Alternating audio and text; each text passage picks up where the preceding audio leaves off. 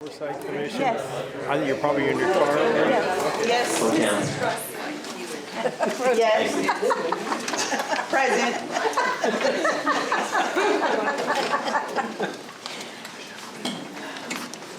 We're going to call this meeting to order at 6:32 p.m. Those that can rise, please rise for the Pledge of Allegiance. Please place your right hand over your heart. Ready? Begin. I pledge allegiance to the flag of the United States of America and to the republic for which it stands, one nation, under God, indivisible, with liberty and justice for all. Final roll call, Mr. Russi. Councilmember Lau. Present. Councilmember Johnson. Present. Councilmember Casapagita. That's awesome. Present, sir. Thank you. Got it. Mayor Pro Tem Crosby is with us remotely. Raise your hand and say aye. There he He's is. in the COVID trailer. Yes. And we still can't get that needed. And Mayor Hepburn. Present.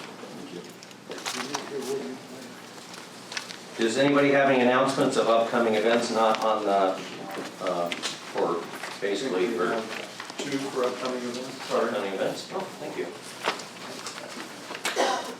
Sherry Best.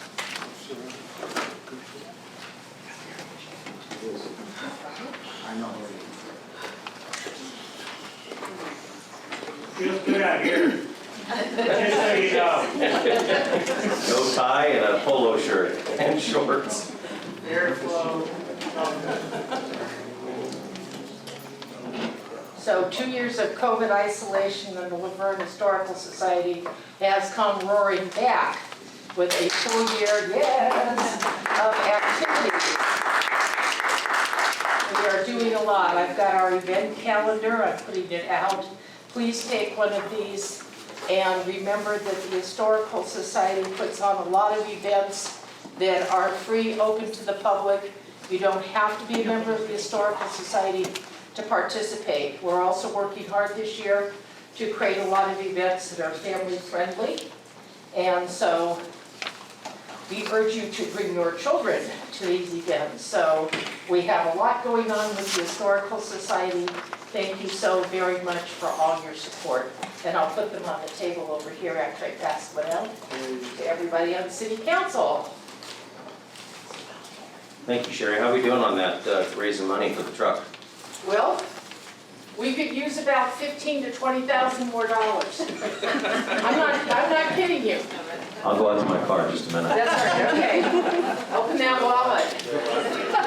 It's a good cause. We need to donate, so Oh, wherever you can let me add scrounge that I up. have signed us up for Amazon Smile. So if you purchase things on Amazon, you can become an Amazon Smile user.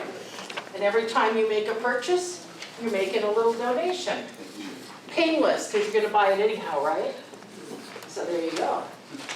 All right. Thank you so much. Thank you, Sherry. Leah. Good evening. I just wanted to announce that we closed the Best of LaVerne inaugural online voting last week. The winners were posted and announced today. They're on the Chamber website. We had over 3,800 voters, 308 contenders, over 12,000 votes cast. So we kind of broke all records for an inaugural Best of. So I hope the community will take a look at all of our winners for second and third place and do a little more exploring in LaVerne. Thank you, Leah. Any other announcements?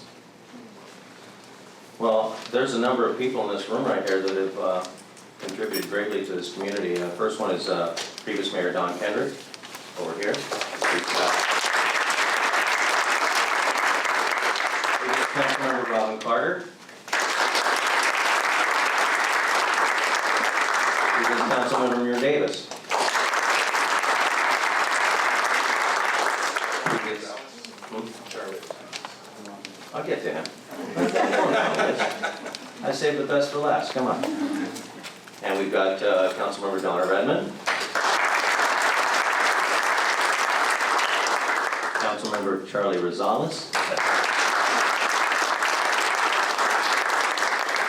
Police Chief and Councilmember Ronnie.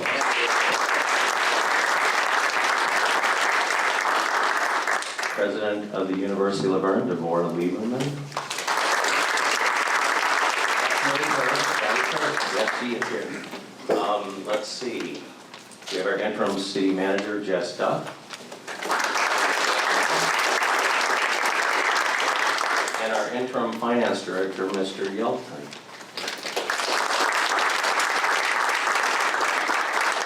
One thing for an announcement is the girls softball Little League. It was amazing last night. They all came on a bus from the airport and they did a fantastic job. The first time in the history of the city of LaVerne that girls softball went to the Little League World Series in Greenville, North Carolina. So we're so proud of them. They had a number of games. They had some losses and wins, but it doesn't matter. They went and they came back safely. And last night, thanks to Police Chief Colleen Flores and also Fire Chief Chris Nigg for having our fire department and also our police department at Pelota Kirkby Johnson Memorial Field last night. They got in about 9:45 and here comes this big old limo tour bus and they've given the boys, Cash was there last night, Councilmember Cash. They got it with silly string and it was everywhere. And if anybody knows anything about silly string, it doesn't come off very well. So they were coming out of the bus and there must have been 20 cans of silly string on those girls. But it was a wonderful evening. Everybody had a great time. Thank you to the fire department, the police department for coming and just celebrating our girls. And I'm sure we'll be doing something in the very near future. Mr. I was Russi. just going to say we are coordinating with the league manager to get them to an upcoming meeting, either the first or second meeting in September. And they all were healthy, you know, the only thing that didn't come off the plane were the bats. Everything else came off, but they were missing their bats, so. I don't know, they had put a ticket in for a plane, so, but it was amazing. We're just so proud of them, so we will be celebrating them. Next, presentation of Mr. Russi. Yes, Mr. Mayor, we have a presentation from Metro. Sean Igo, Director of Public Works, is going to introduce our speaker. Good evening, Mayor and City Council. As many of you know, we have our Metro Link that track project is in design. This is obviously going to help that Metro. So today I have Brian Balderrama from Metro to give a brief update on that and answer any questions you may have. So with that, I'll turn it over to that. Thank you. Brian Balderrama, Deputy Executive Officer for Program Management at LA Metro. Our program management department oversees all regional rail activities for the county. One of our major activities is overseeing the 150 plus miles of commuter rail right-of-way in LA County. With that, we're allotted to not only coordinate with all the operators that come through our county, but lead and manage some of those capital improvement projects. And the one we are leading for you today is the Lone Village and White double track. So if I can get the next slide, please. Our project development team consists of LA Metro leading this particular project, working with the major operator, MetroLink, as well as your city and the city of San Dimas, supported by our professional consultant team, Officer Nickel. Next slide, please. The project development team we coordinate on a weekly basis. This slide shows all of the other agencies where we need, as Metro, design approvals from on one project element or another. So we're working with the Transportation Department, which is the Federal Rail Administration. We're also working with Caltrans for the segment that goes underneath the freeway. Union Pacific because they have clients along this corridor, the county because they have jurisdictions within the Wash and Creek, the city of Pomona for Bolton Road, just to get their consensus on it, county that they back up, the California Public Utilities Commission, which has the outright rail authority for the area, and it's Fairfax, Foothill, and University of LaVerne, which are important partners to Metro, not only because of their proximity to the rail, but we need their approvals from one specific phase of the project. Next slide, please. This is an overview shot of the project within the city of San Dimas and your city of LaVerne, which is just short of 4 miles of double tracking. One of the things that happened during the environmental phase was your residents wanted to feel the effects of a true quiet zone corridor within those 3.9 miles. So what Metro did from that environmental comment review period was added Valley Center on one bookend and Bolton Road on the other bookend. This way, when both cities applied for quiet zone status, they would feel the full effects between Lone Hill and White as what was initially intended, which is resulting in 12 quiet zone crossings, which on implementation, it would be the largest quiet zone corridor within Los Angeles County. Next slide. The project operates on the San Bernardino line, which is Metrolink's busiest operating line, where they have about 38 trains daily, even after COVID, which was a reduction in their service after 2019. They're slowly ramping up to that 2019 level again as people go back to work. And obviously, it's the start of the school year now. So for Metrolink, they have a program where children could ride their trains for free if you just go and register them. Along that line, currently today is a large percentage of single track. Next slide. And that's what we're trying to do as a goal for this project. This is a line reliability project, not a capacity improvement project. The distinction is for line reliability. If you think about a one-lane roadway that you traverse in bidirectional, in order for anybody to get in their car and move to where they need to go, somebody has to pull over on the shoulder. Yeah, it's no different on the trains. In order for us to get efficiently through a single track, we have to operate where somebody's pulling over to the shoulder for long periods. If there's a freight train coming through and they're not on time, that commuter rail train is waiting 20 to an hour where people need to move. Once we have a double track, we can allow operations for continual movement through the corridor, not only for daily operations, but for incidents. God forbid there's an incident on the corridor, but when there is an incident that is occurring on this location, the entire system shuts down until we can get everybody safely to where they need to go. So with the double track, it would continue to shut down the track where the incident is occurring, but at a slower speed, move people around and to where they need to get home or to work if it is in the morning. The reliability part is operationally we can move people more efficiently and change around schedules throughout the day without the intention of adding more capacity. So the difference between this and a capacity improvement project is this project, when constructed, would allow for more trains to pass through, and that is not the case. If constructed, this would not allow for a large output of additional trains through this area. That would result in additional capacity improvement projects and other key locations along this corridor that are considered pinch points for the San Bernardino line in order to add those additional trains. Next slide. So where we're at on the project is we've submitted our 60% final design in the summer, and before the end of this calendar year, we'll be approaching our 90% final design.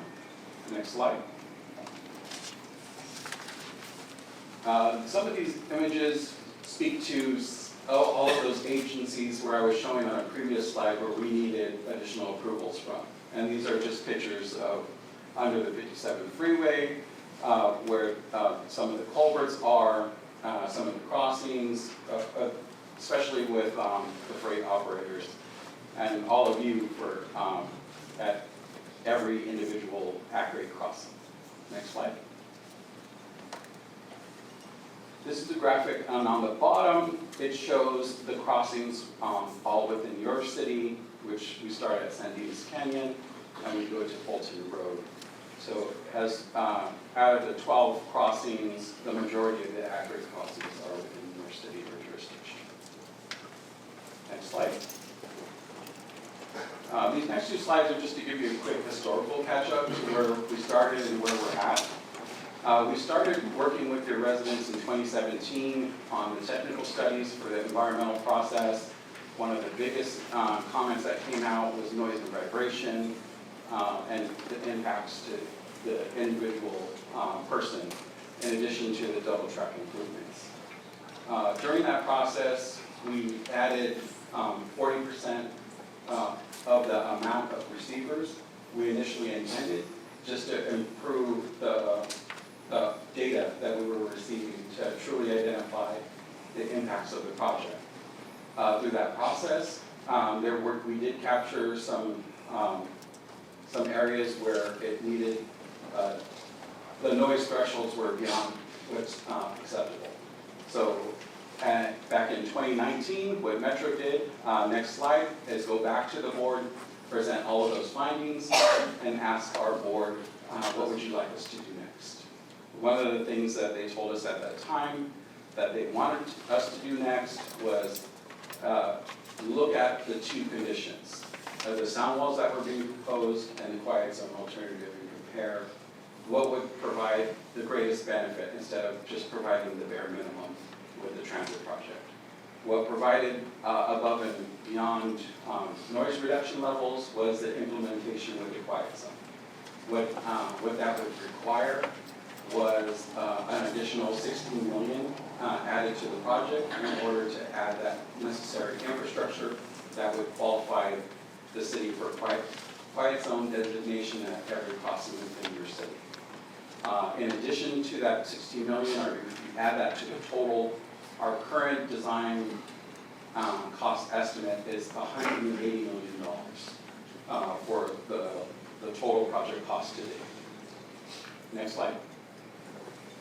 So one of the things that I mentioned was quiet zone ready.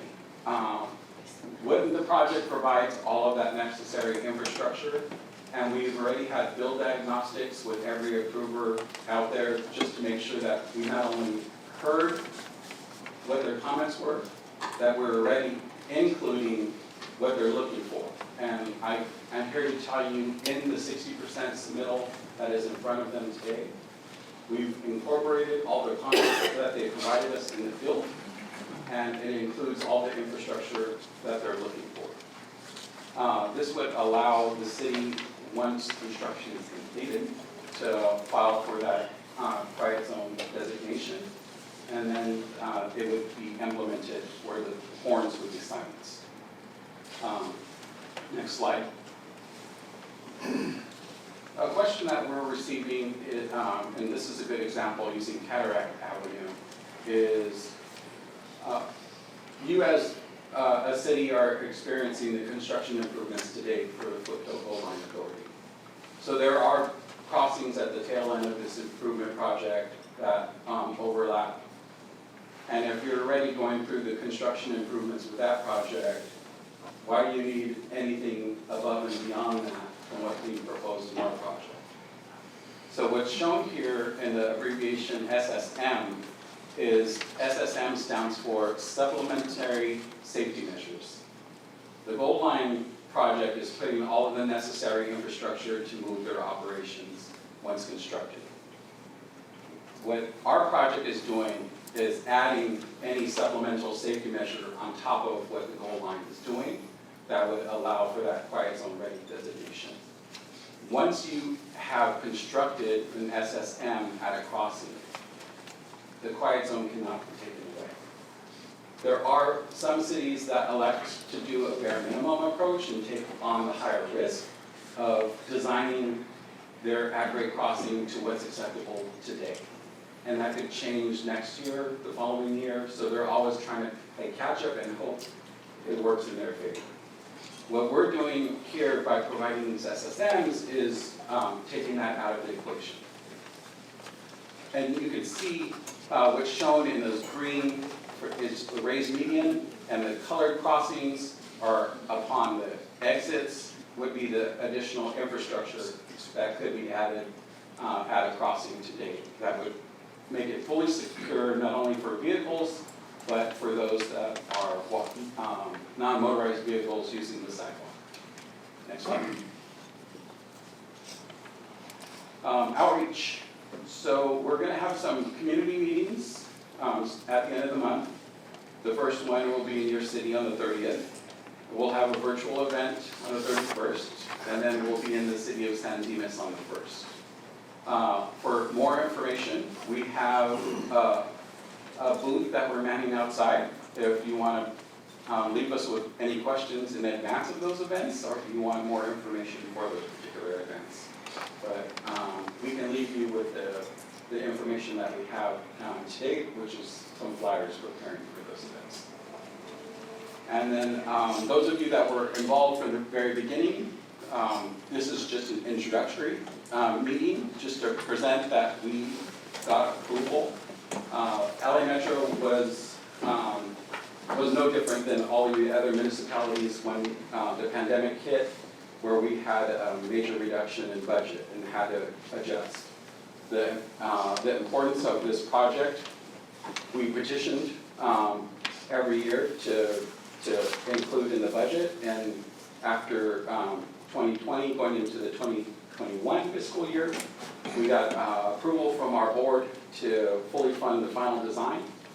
When Metro starts a final design project, we have resources to our grants department that allow us to look at every state, federal, local opportunity to fully fund the construction improvements, and that's our intention. Our intention is to continue looking and overturning every rock until we got this project fully funded so we can go into construction. If you have any questions and you don't miss us out, and you miss us outside, here's some ways you can contact me and give us additional information. Council, you have any questions for Metro? I've got a couple of questions, or three actually. What timeline do you have for construction to actually start, say, on White Avenue? LA Metro has a policy, until we have the dollars in the bank, we can't develop a construction schedule. Because if there is a single private-public partner that we have to go through an acquisition process, it would not benefit them if we started a process and we're able to pay. Yeah, the reason I asked that specific question is that we have an underground electrical program in the process right now, and we've gone under the gold line track, but we did not go under the blue line track apparently. That was for some reason omitted. Would like to get those wires underground if there's any way possible. So coordinating that would be very beneficial for us. Oh, no, not a problem. There's definitely time for coordination. I'll be in touch with your city staff and then we'll figure out the details. Great. And you mentioned quiet zones at White Avenue. Fulton, will that have a quiet zone as well? Yes. So from Valley Center on one bookend to Fulton on the other end, FRA assured us that with everything implemented as shown on the plan, we would not have a problem getting our approvals. Okay. Yeah, because in the past, there was some question about a train leaving the station, whether it had to blow the horn as it crosses that first street or not. But if we can get Fulton to be a quiet zone as well, that would be great. Yes. So as the bookends, noise coming from outside of that corridor would not apply to the quiet zone status, but once you're within those limits, it's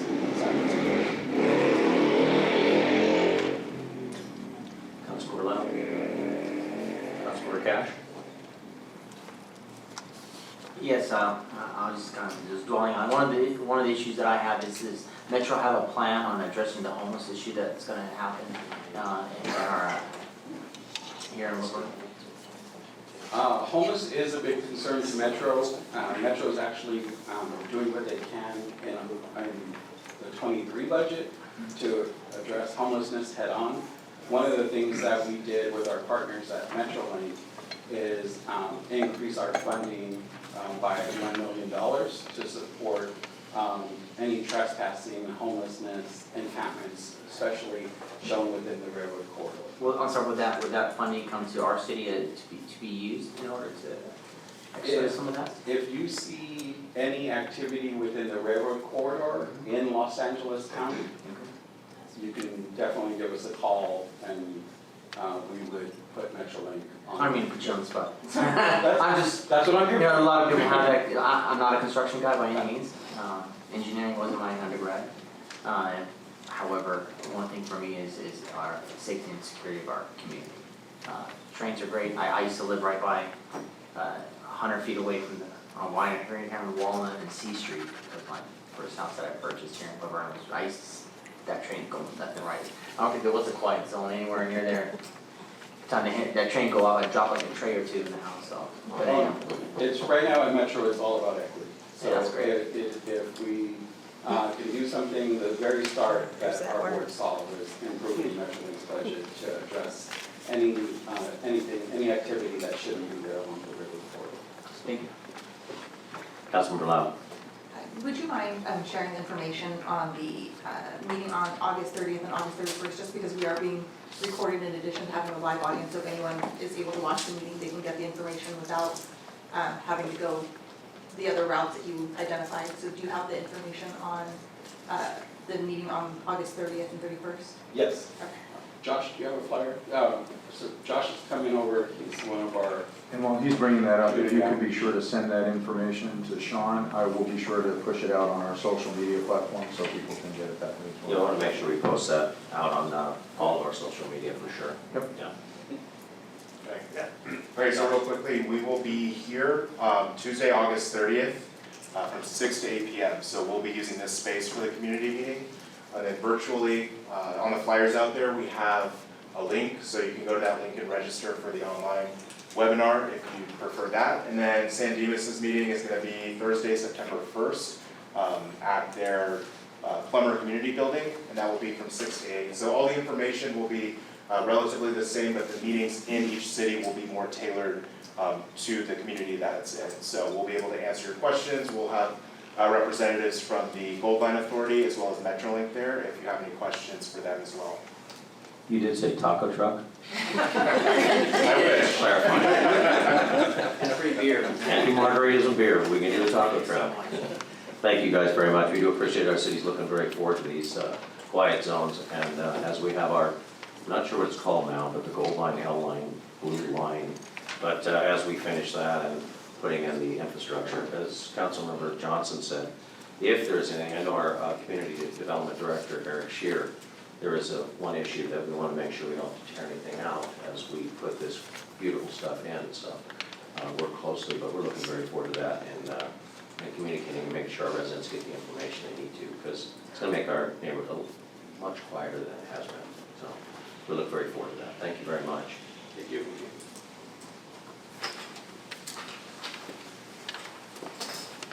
With that, we move into recognition of retiring City Manager Bob Russi for his long-time leadership, dedication and service to the LaVerne community. After 22 years, you don't look a day over 25. No, I'm not looking forward to it. Young, all due respect. You know, it is a roast, actually, but City Manager Russi announced he will be retiring. He was hired in 2001 and was appointed City Manager in 2010. Now, I know there's some presentations that some people have. Please just pop up and let me know. Devorah, please. President of the University of LaVerne. You have the mic. The University of LaVerne. The only University of LaVerne. So I'd like to, in these couple of minutes, Bob, first I want to say that the University of LaVerne is so honored to be part of the city of LaVerne. And I believe that very much of the relationship, the excellent relationship that the city has with the university is because of you. And 12 years ago, when I assumed this position, this august position at the University of LaVerne, I remember vividly sitting in the office around the corner with you, with Mayor Kendrick, with Charlie Rosales, and thinking, oh, this is going to be a love fest, and was told, had this discussion about parking and the need. And, you know, Don Kendrick very wisely said, we don't have a parking problem, we have a walking problem. And I was like, well, good, I'm free, I'm done here. And through this discussion, the discussion was about not how are we going to be adversarial, but what can we do together so that the university is better and the city of LaVerne is better. As a result of that initial conversation, we built this lovely parking structure, which I think addressed our issues and the city's issues. I bring that up because that was about 11 years ago, almost 12, and I believe because of your leadership with the mayor and with the city council and with others, the relationship between the city of LaVerne and the University of LaVerne is an exemplar for the entire country. And this, you don't often hear of Town Gown being, not a love fest, but Town Gown being so willing to compromise, to collaborate, and to build bridges between the city and the university. Bob Russi, you are a testament to what it means to be a bridge builder. And we thank you on behalf of the entire University of LaVerne for making us better and making the city better. Thank you very much.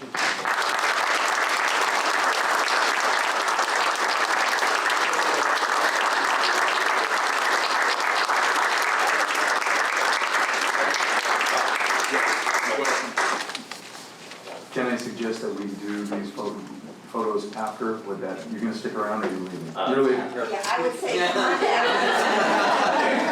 LaVerne, did you say that Mr. Russi was going to pay for our pedestrian bridge? Yeah. She's so generous. That was your She said free scholarship. You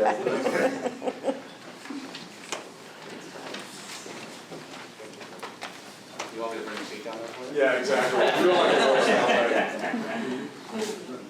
Previous council member Robin Carter, come on up. Hey, everybody. We get everyone here. Deborah, thank you. Oh. Yeah, he always wanted the parking structure, remember? And I remember saying, are you paying for it? And you said, no. Deborah, I do remember the conversation, we were having coffee one day and she said, I've never spent this much money on nothing to do with education. I don't quite understand it, but we absolutely need it, so thank you. Well, good evening. First, I'd like to thank Wendy for putting this on the agenda for us. We really wanted to have this time to say a few words. Bob, as you can see, every council member that has ever served with you under your leadership is here tonight. When I contacted all of them to see if they were available to come, because we wanted to do this, they dropped everything they had. Tonight is even Donna's birthday, and she gave up her birthday to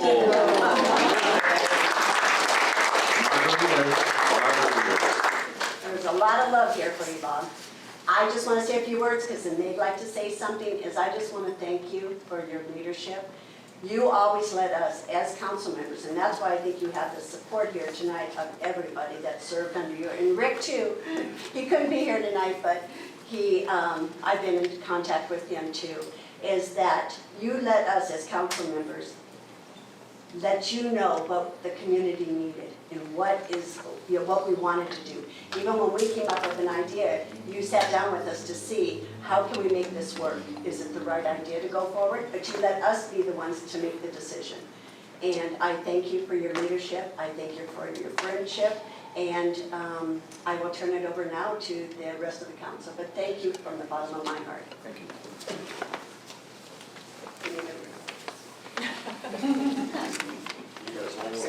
How long is this gonna be? Quite old time. I told you, I gave you a warning, Charlie. Wait, Charlie, I thought where's the food? Are you gonna feed?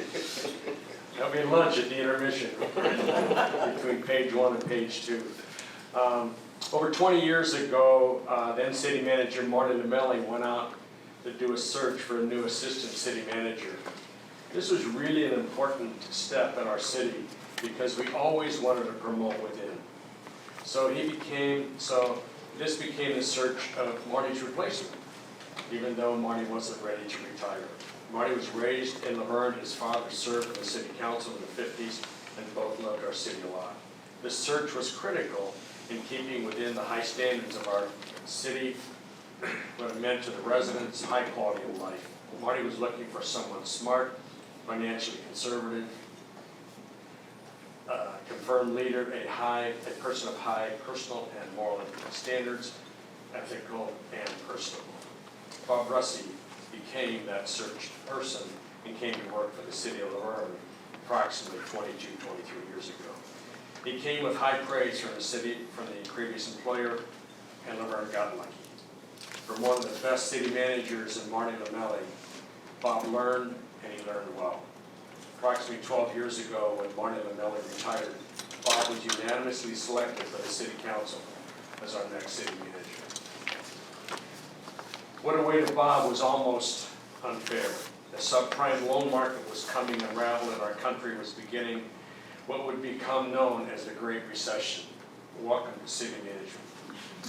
With prudence, city services were preserved with no noticeable reductions, all while no terminations of employees took place. The only city around that didn't terminate any employees. Thank you, Bob. When the Great Recession, an employee teamwork of hard decisions took place, with one major step being the city employees paid a portion of their retirement, a very big and respected step by all of us. A financial stability plan was created to better lay out our future for financial stability.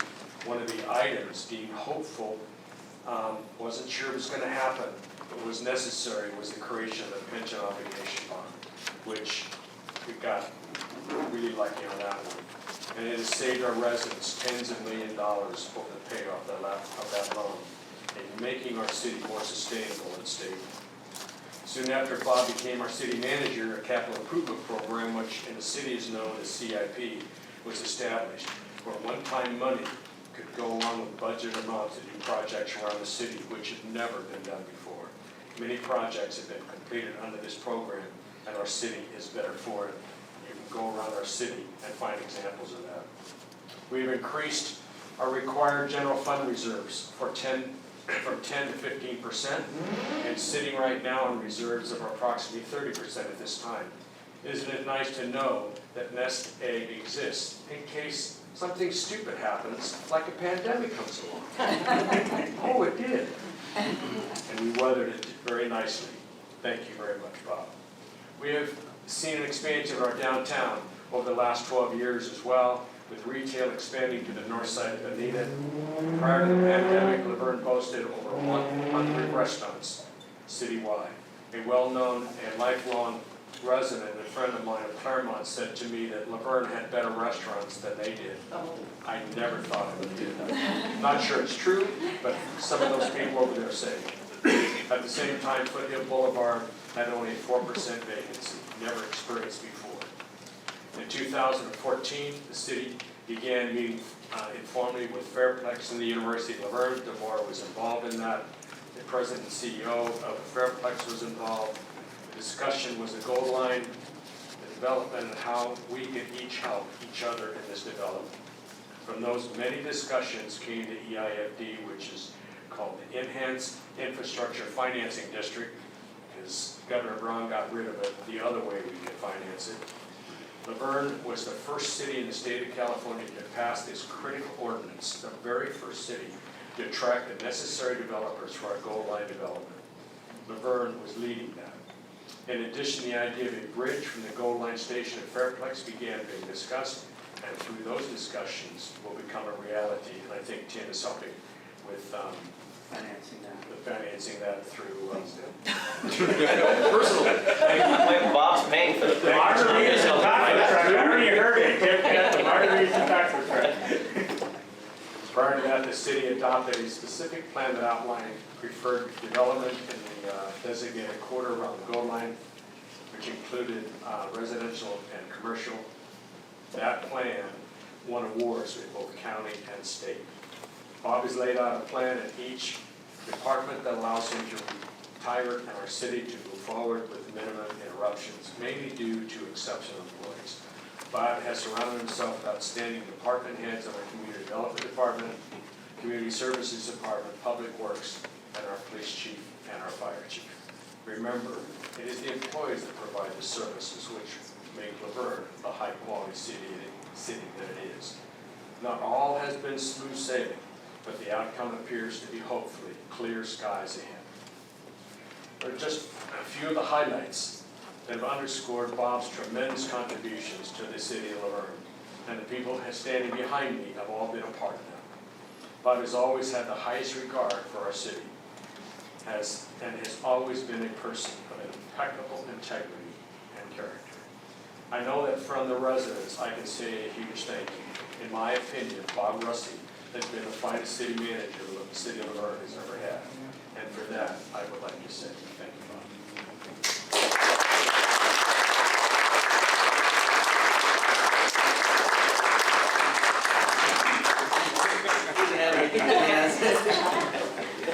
That's why, Oh. you want to read it?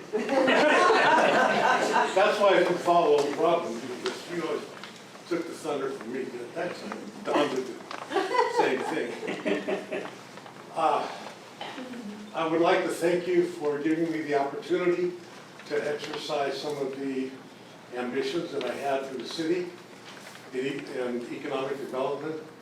I'm not sure that I can go through all the things that you and I talked about, where you expressed your desire for me to calm down. How many times you said, "Are you crazy?" and offering me narcotics to make me sleep. That aside, thank you for all the efforts that you had given to the city to make us who we are.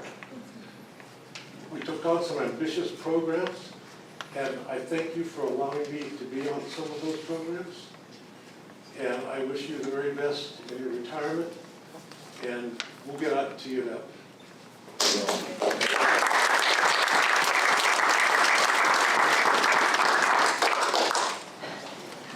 Oh, yeah. Bob, thank you. 10 years I was served with you. You always used to say, that's right, I don't work for you, you work for me. Because I always used to consider you the leader, the one that we would go to for all the answers, and you were that person. Even if we were your boss, you were the one that helped us, guided us, supported us, provided us with the answers that we often didn't have ourselves until we had your guidance. So thank you for that. I do want to say that when I retired, I did not miss your phone calls. Every time Bob called, I knew it was going to be something bad. So, yeah, so that part, I'm not sorry that that's over, but I do wish you the very, very best, you and Tina. I'm so happy I'm sorry, Lisa. Sorry, oh my God, that's horrible. I wish you the best in your retirement, and that you, yeah, of course it's Donna. But thank you very much for everything that you've given us and the city. And my mom also wanted me to tell you that she really does. Thank you.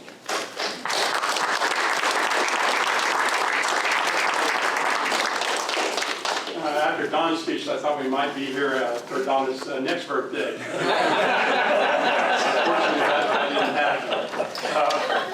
I retired from the police department 17 years ago. Giving away my age a bit here, but prior to that, with City Attorney Bob Kress and the Assistant City Manager from Claremont, I was on the panel that hired Bob.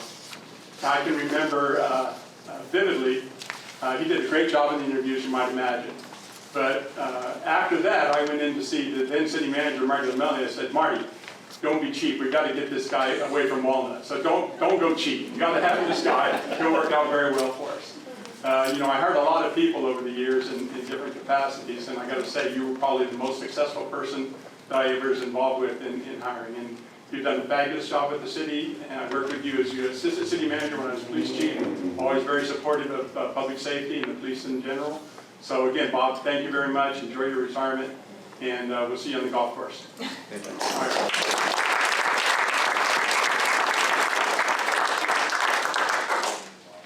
I got to enjoy 5 years with your tutelage, so thank you for those 5 years. We got to create some interesting and fun and really outlandish solutions for our wonderful city here in LaVerne. And in every step of the way, you were both supportive, as if rolling out a buffet that nobody knew what was there, but by the time we were done with it, we were all surprised at the wonderful things that we were able to create for our city, such as the pension obligation bond, as well as figuring out ways to help finance our restaurants or community businesses in ways that the state had decided that should be more local. And I do get the pleasure of reading a certificate of recognition that we, the council, have prepared for you. Or rather, I should just own it. I wrote it. So whatever's embarrassing, it's on me. Whatever they like, they can help accept. And we also have a gift for you and a card. Recognition for your service to LaVerne, 22 years. Whereas we, the council members, past and present, want to recognize the many years of Bob Russi's service to our city. Whereas Bob Russi is retiring and beginning a new adventure. Whereas council has oftentimes sent Bob round and round, as attested by remarks of the other council members. Now therefore, on this day, August 15, 2022, Donna Redmond's birthday, we, the undersigned, offer Bob many thanks and a round or more of golf to play at Tustin Ranch Golf Club. And you'll need to get Rick Rodney's signature on here because he's COVID.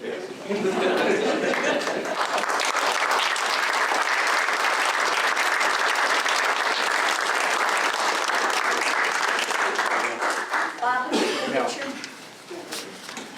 Yes. I'm going to take this picture and then I'm going to ask, I'm going to get the benefit of getting all the council members I work with to come down here and take a picture. So this one I want with just, yeah. Yes. I'll be in the back, so I don't. Try not to kill me. Wendy should be down here. She's signed on the Yeah, on you the signed card. on that card and gift. Okay, ready? One. No. Pick a phone, any phone. Hold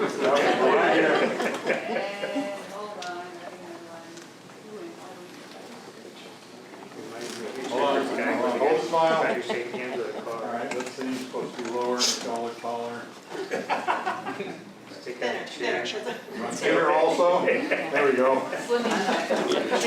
Thank you. Can I get one with all the council Every- members? all Tim, council come on in. I'd love to get you all in here. This is very unique. With the exception of Robert that you pointed out. This is everybody. And sorry, Rick. This is the mayor's phone. It always works. Tim does work. Every minute. Need options.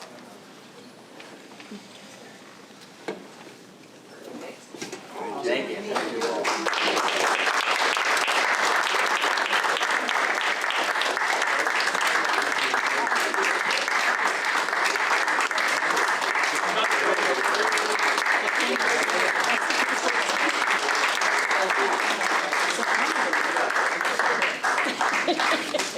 She's taking it, she sold it already. Wow. Blackmail. I was thinking it,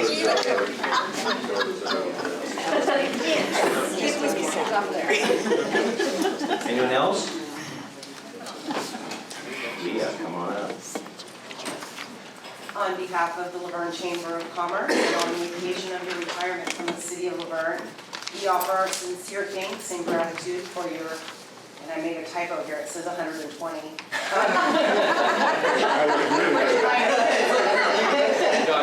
Not bad, though.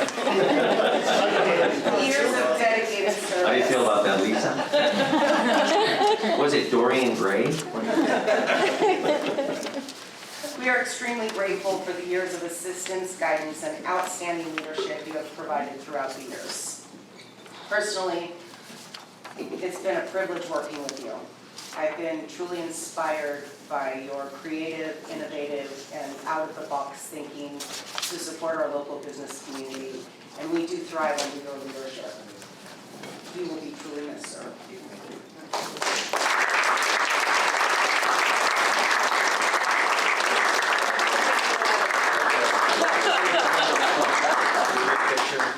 Yeah. Vicki, the most beautiful, Right.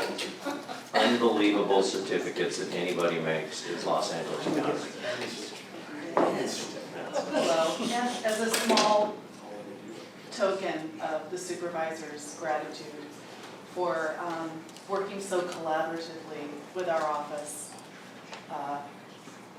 Sandra, who transferred downtown, shared a lot of moments with me and times when something was going on and we would say, Bob's gonna call soon, and he sure would. But Bob, you've really had the pulse of the city, and not every city manager is as passionate and motivated and cares as much for this community. I can say that since I worked with a lot of cities. So thank you for all these years. I'm sure you're ready to relax a bit, and on behalf of the supervisor, I hope you really enjoy your retirement. Thank you for all you've done. Thank you very much.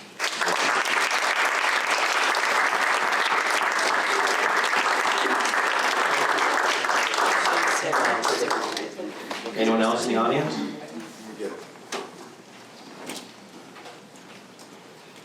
George.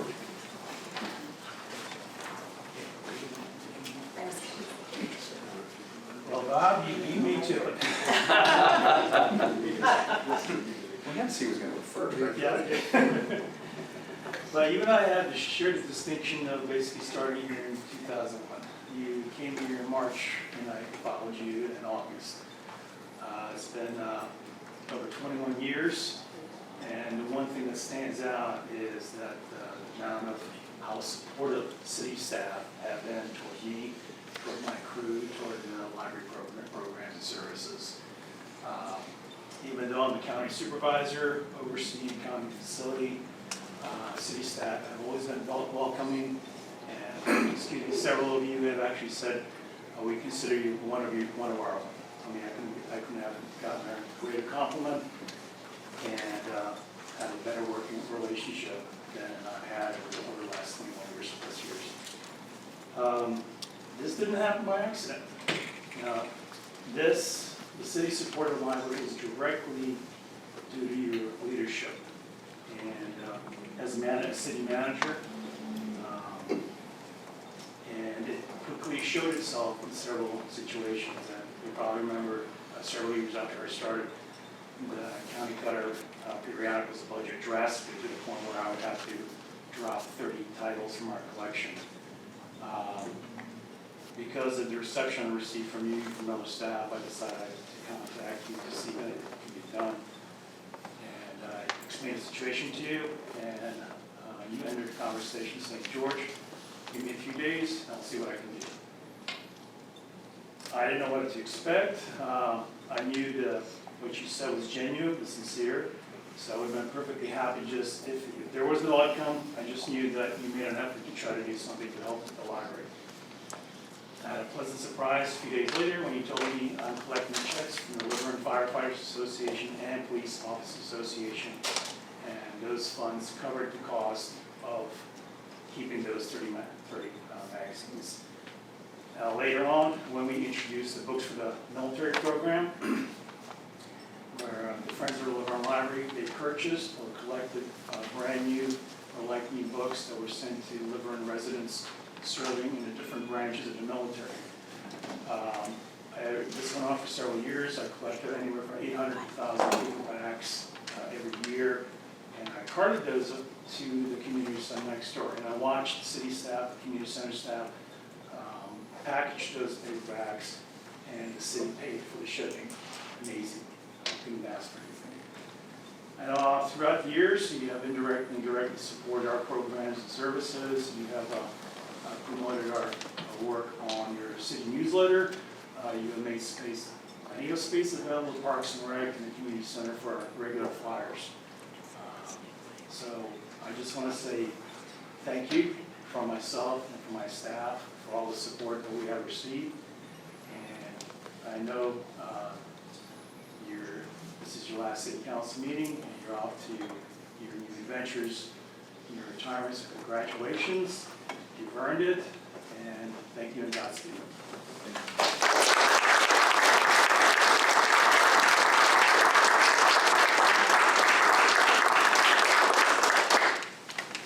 Mr. Gambledon. Bob, I've probably only known you, I think as closely as I'll admit, for maybe 2 years. And it's pretty much come in here and probably complaining about more than I should have. And I think over that time I realized that sitting on that side of the dais, there's 30,000 voices in Verne, and all have our opinions on how things should work in the city and what the outcome should be. And I don't think that we've always agreed on everything. I don't think there's such a thing as a perfect person or a perfect job done. There's always room for improvement, but I think generally speaking, quantifiably and verifiably, the community of LaVerne has benefited by your tenure. I think that anybody who wants to refute that, that's their opinion, but I think the numbers don't lie. Everybody that came up here had something to say that we can all go outside this room and see for ourselves. We see a new fire chief in this room, we see a new police chief in this room, we see a balanced budget, we see a surplus, we see all those things that are a positive and reflection of your work.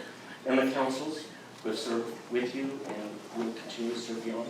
So thank you on behalf of my family. Have a good evening.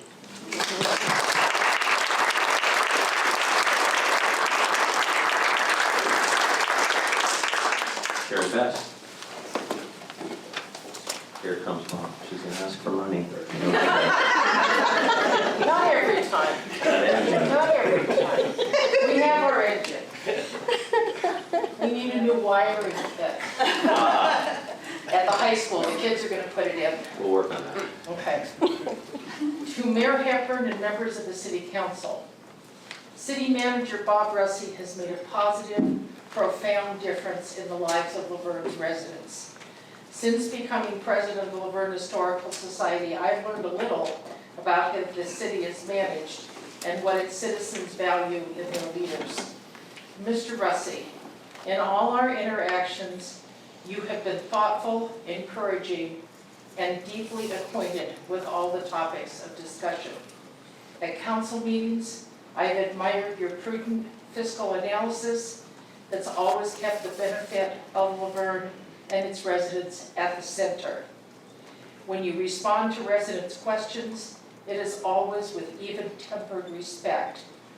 Over time, I've developed a profound sense of trust in your comments and decisions. My trust is now placed in the hands of our mayor and the members of the City Council to select a city manager with Mr. Russi's managerial qualities and his strength of character. This will be, as they say, a heavy lift. As they bend to their task, I want to thank Bob Russi and wish him much happiness as he begins this next chapter of his life. You are so very deserving of our praise and thanks. Thank you.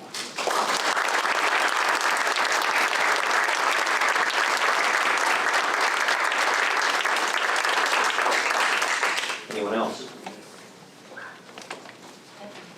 Come on up.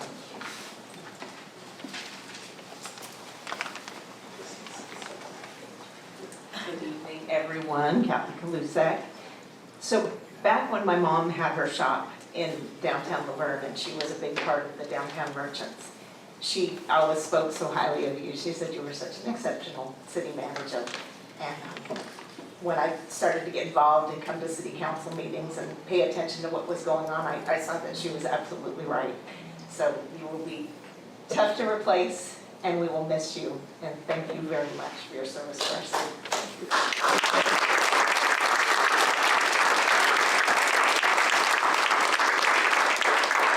Allison. I want to be quick because a lot more important people said a lot more important things than I did. But one thing I want to just lift up in this space is how you've let all the residents feel seen. We are a diverse city, very diverse city with diverse narratives and backgrounds and opinions and perspectives. And you've weighed those in such a masterful, authentic way, and you've exuded real leadership. And as a black man in this city who's often wondered whether or not my family has any place here, you've constantly reiterated the fact that we do. And that's because you've allowed us to be seen, you've allowed us to be heard, and you've weighed the interests of the people here in this city so that we can all have a voice. Cassie exists because of your leadership, you and Don Kendricks, and that's something that I think the city will be indebted to you for in perpetuity. Thank you, Bob.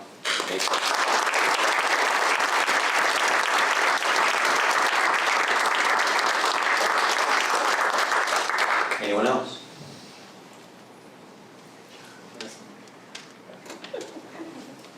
I'd like to say who you are, but I don't know who you are. Wanda. So I feel a little silly coming up, but I feel obligated to. No, please. Everybody's And I feel a welcome. little. There you go. Now I see you. I came to the city on the brink of my divorce from my parents, from my kids' father. And we left Jordan and it had turned into an S show. There was gang shooting, there was a lot of stuff, and we lived years past some of that. But we knew it was coming again. And when I was able to buy a house here, I was shocked. It was only because of the inheritance of my mother's house. And through life, I'm always known as, like, if I turn up dead, there's going to be so many suspects because don't let people get away with things. The petite woman that I stand up for other people. I have a loud voice, and I'm someone to contend with. And I make things happen when I have to. But sitting here, by the way, if you don't want to cry, pinch your nostrils real tight. It looks funny, but hey. But the thing is, I didn't even realize till tonight, and tonight I'm here for the first time because I'm going to bitch about the metro, and they better get on to public safety stuff, and I'm with you, Cash. Thank you. Okay? But the thing is, I'm realizing, I worked in the city of Alhambra for a couple of years in my young life, youngest city, department head secretary. And I remember we'd get a call from the city manager's office, and we'd be like, okay, the palm fronds are down. What do you expect? It was like 60-mile-an-hour winds, and it'd be so annoying. But I became very aware of how when a city isn't working right, oh boy, do you hear it. But I've been quietly living here.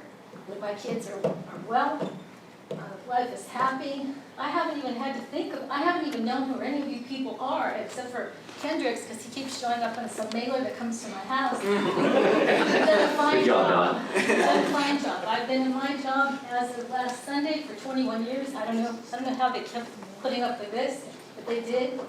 And thank you. As an ordinary resident, thank you so much.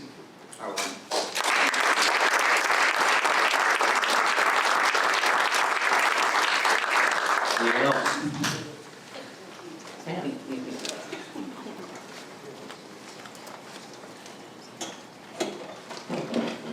Well, it's nice to see everyone here that I haven't seen in a long time. And Bob, it's been fun. It has been fun.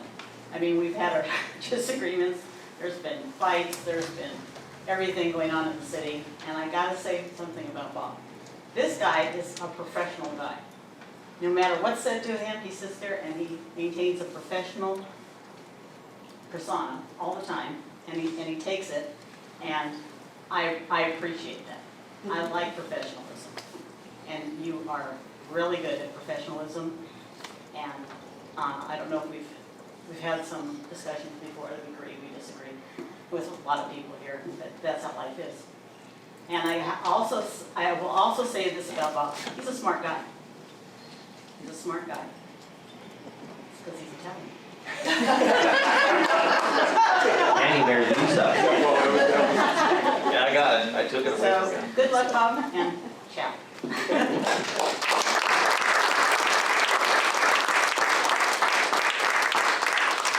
Anyone else? We have Council, any comments for Mr. Russi? Cash, Councilmember Cash. Forgive me for being junior but going first, but I guess at time, I just wanted to let you know, prior to me getting here. Your time's up, sorry. Thank you so much. I want to thank everybody, I want to thank all those that came support me, thank you. I said to you, and I'll say this again, there's one word to describe me, that's resilient. Straight up. I appreciate you. And Councilman Rosales, yeah, he's already telling me no. I'm not trying to land a spaceship, but you know, I appreciate you. You're professional to me. Any questions I've asked of you, you have answered. And you provided me with feedback and information that I need. Fact, right? Truth but verify. That's what I always believe. Truth, trust, but verify. And you verified every single one. Thank you for being professional. Thank you for being there when I had questions and the emails and the wild ideas I might have. Humbling me. It's always a learning experience. I come with passion to want to do good. So thank you very much. I'm sorry I didn't have that as much time as some of these amazing people I have had with you, but I do have your number and I know where you live. And it's never too far in a state car, but I'm not using my state car. I want to apologize to your wife because I am going to be coming down saying hello, not going to ask him for some questions. I want to apologize ahead of time. You know what, because I truly believe somebody who has this much wealth of information and knowledge and experience cannot just go away. You're just not going to go away. Sorry. But it's just not going to happen. And because I love what I see in our city, and if you look around, it's because of leadership. It's because of people that worked hard to build it. If you like, because you don't see graffiti all over the place, right? Thank you, Chief, for always being there. Appreciate you. Thank you for always managing all that. You don't see others like other cities, potholes everywhere. Everyone's running and getting new tires all the time. I mean, there's little things. But these little things add up. That's why I tell my wife I do all the time. These little things I do add up. What do you know? These little things add up, right? It is what it is, kid. That's what they always tell me. So thank you very much. I appreciate you, and I look forward to seeing you in the future.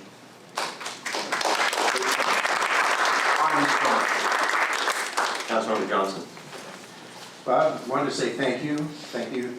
You've put together really a great team here at the City of LaVerne. Appreciate all of that.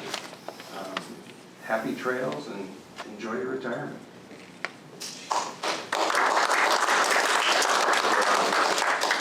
So, Bob, I want to say thank you for all of the times that you took my call, not even when I was not on council, but before, when I was on planning commission and when I was thinking about running. You answered a lot of questions about the process, about what to expect, that I think, I appreciate, just because it takes time out of your day and you've got a very big job. So I appreciate that you not only did that for me, but I know you did it for other people who are running and who have run. And that's a huge deal, because I do think that accessibility into these roles is important, and you helped make that happen. You helped make that happen. I also want to thank you because some of the things that people may not know about you is how giving you are of your time to people who are not your staff, who are not residents of this city. I called you because I had a student at the university who said, I think I want to work for a city one day. I said, I got a guy. So I said, Bob, would you mind speaking with this student? And she has gotten a job now, and she credits a lot of that to the ability to be able to speak with people like you who take time out of their day to give of themselves, to give guidance, to give mentorship, and that means a lot. You are shaping generations, and that is very much appreciated.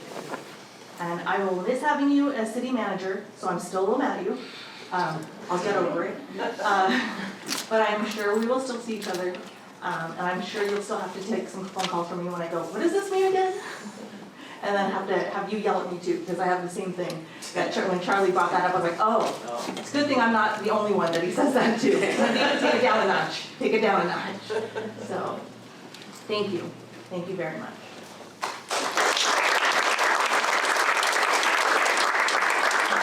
Mr. Kress.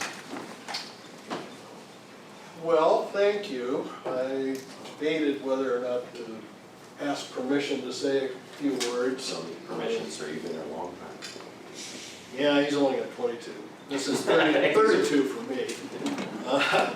And as Chief Ingalls mentioned, we were both on the panel that hired this guy. So it's been great. I shared with Bob a few months back, even before I had any inklings that he was going to retire on us. I've been in this career for a number of cities. I've served with many city managers, and I just told him, you know, I can honestly say you're the best. I've served with some great ones, but it's been a fantastic experience. I've never seen a guy who can see the present, the near-term future, and the future, like Bob does. And it's just been a great ride. Happy retirement.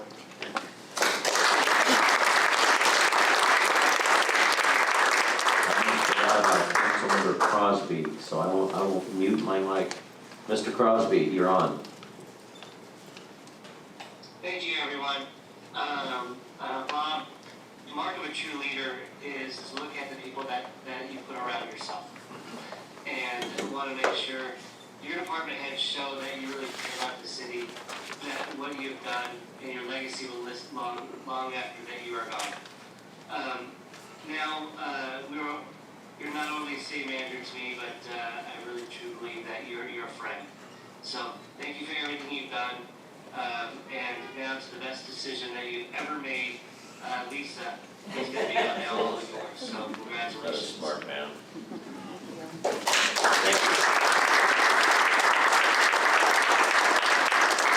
Assistant City Manager, would you like to speak right now? I'm going to put you on the spot.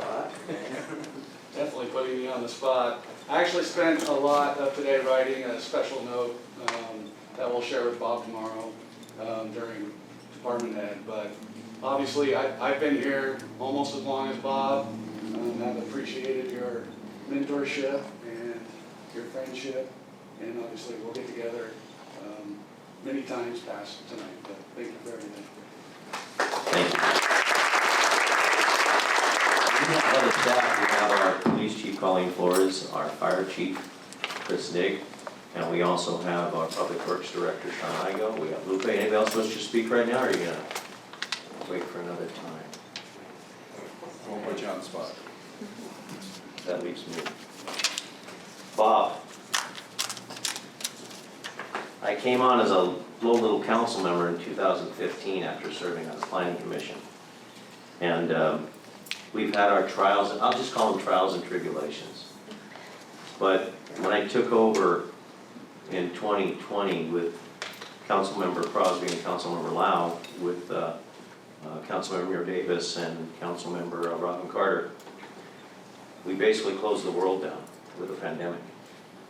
And we did more stuff in those 2.5 years than I can't even comprehend how successful we were. And we were successful with the previous council that just came up, and all of you out there. We did a lot of things with the community's backing, but also just to put the stones in place to make a good foundation. That was already good, but we made it better. And just some of the items that we did while the pandemic, one of the big ones was Applebaugh Page, a prison, and I thank the county for that, but I also thank your leadership along with our community and rose to the occasion to stop that and really get in the way of something that would have been devastating to our community. The EIFD, Mayor Kendrick, that was one of your babies. Very successful. It is proving to be extremely successful, and with your leadership on that with the county to be one of the first cities to ever enact that was extremely impressive. Gold Line, Councilmember Carter with Mr. Russi. We would have never been this far without your leadership also, Councilmember Carter. That was amazing. Mr. Rosales, the Gold Line and maybe a hotel someday. Well, that's probably going to come to fruition.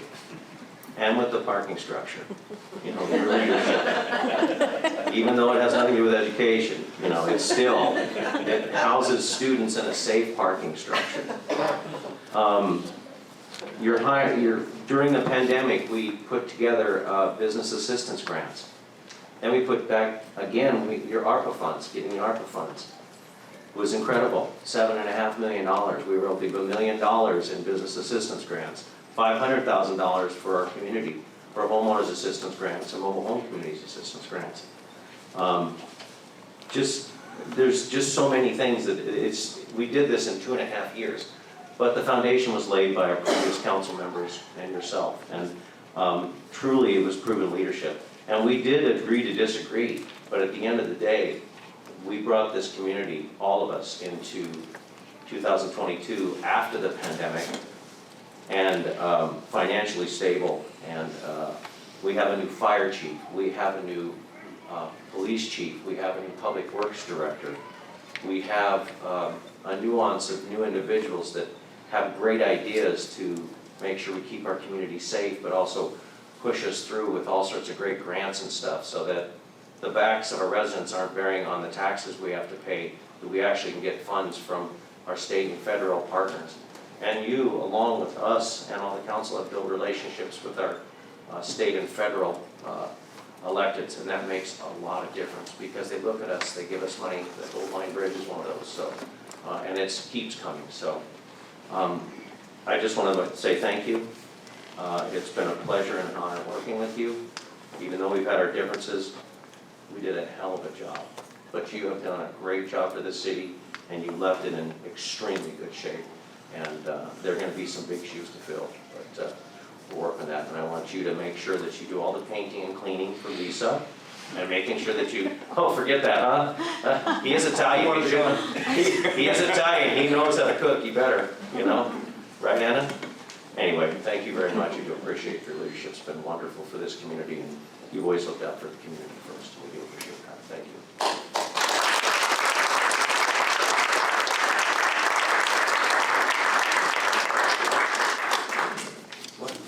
Mr. Russi. I have a few words that I'd like to say. Thank you very much. Gary, would you hold the 3 minutes? Yeah, exactly. Will you take the time, please? You have the floor, sir. Thank you.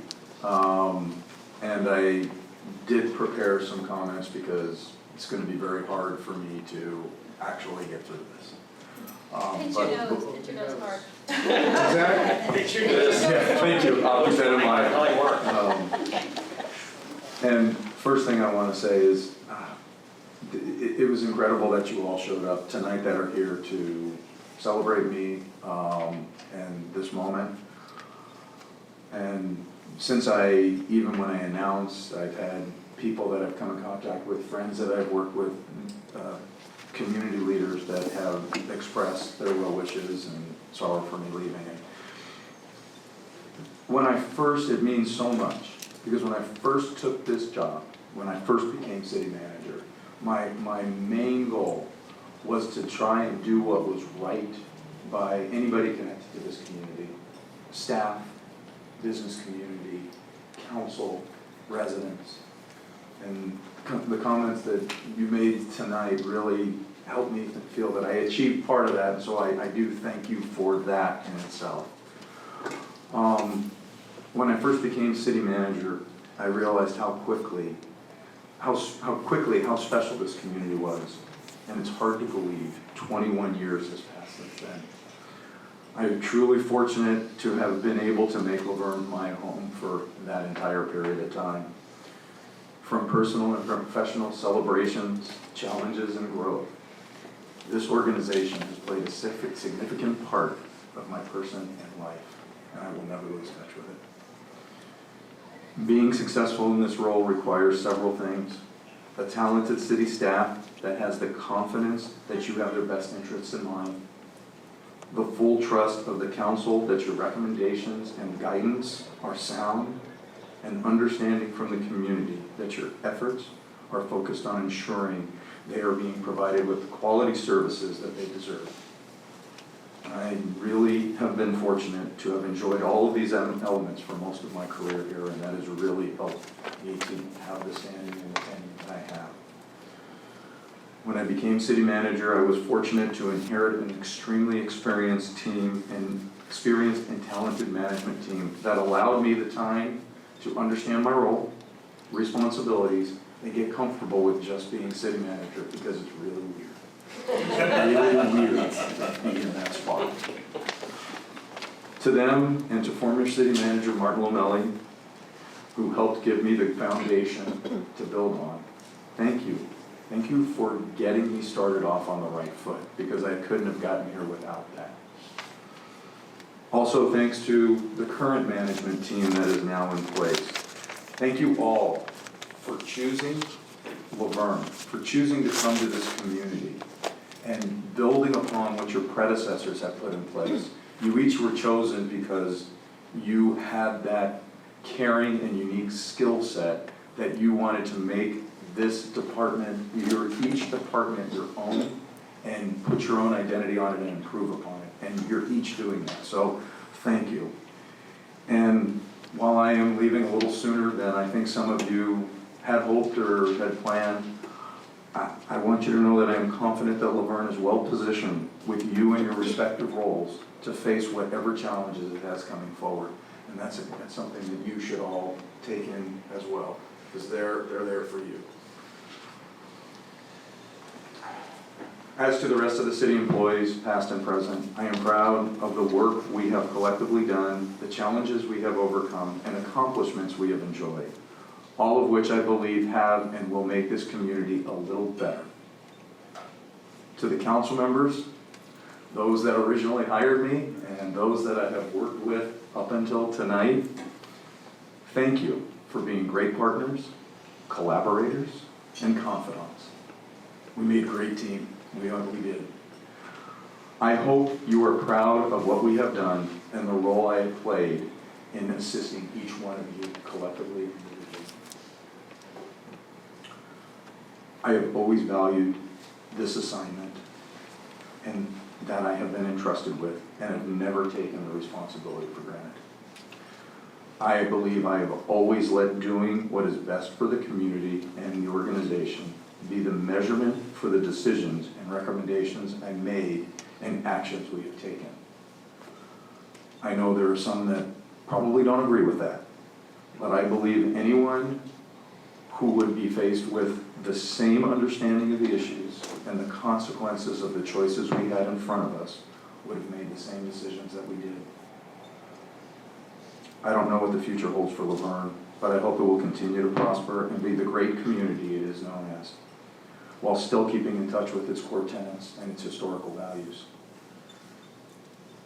I can tell you we have been blessed by the reputation as not just an organization, but a community that values and appreciates the employees and the hard work they do day in, day out for the benefit of the citizenry. I caution you, and if I had to give an ask of something as I walk out, please do not let the voice of harsh criticism be the only voice that these employees hear. I have watched what happens in agencies where this occurs, and the effects are devastating. There is nothing worse than dedicating yourself to a job and not feel you are appreciated by those that you're serving. For someone who has never thought being a city manager was his path, I am so glad I had this experience. I am even more pleased that I had the opportunity to experience it here in LaVerne with all of you.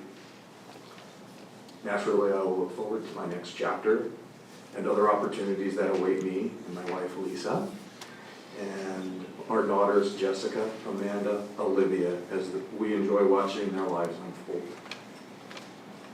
But I will be sad. I will be sad that I will not be LaVerne's city manager anymore. It's been an honor and a privilege, and I thank you for all of you that have supported me through this journey and path. I'm better for it, and I'm glad that I got to touch this community for a little bit of time. It's been wonderful. Thanks.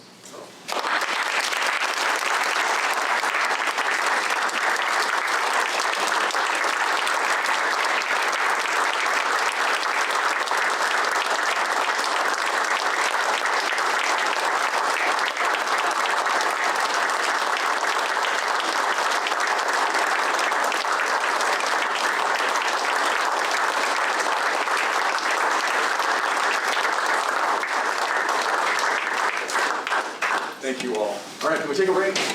Yeah. Intermission, 5 minutes, or longer.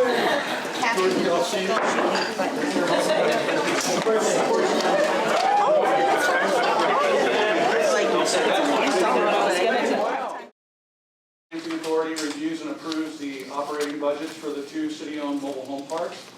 The budgets do not reflect significant changes from previous years and are attached for the authority's consideration and adoption.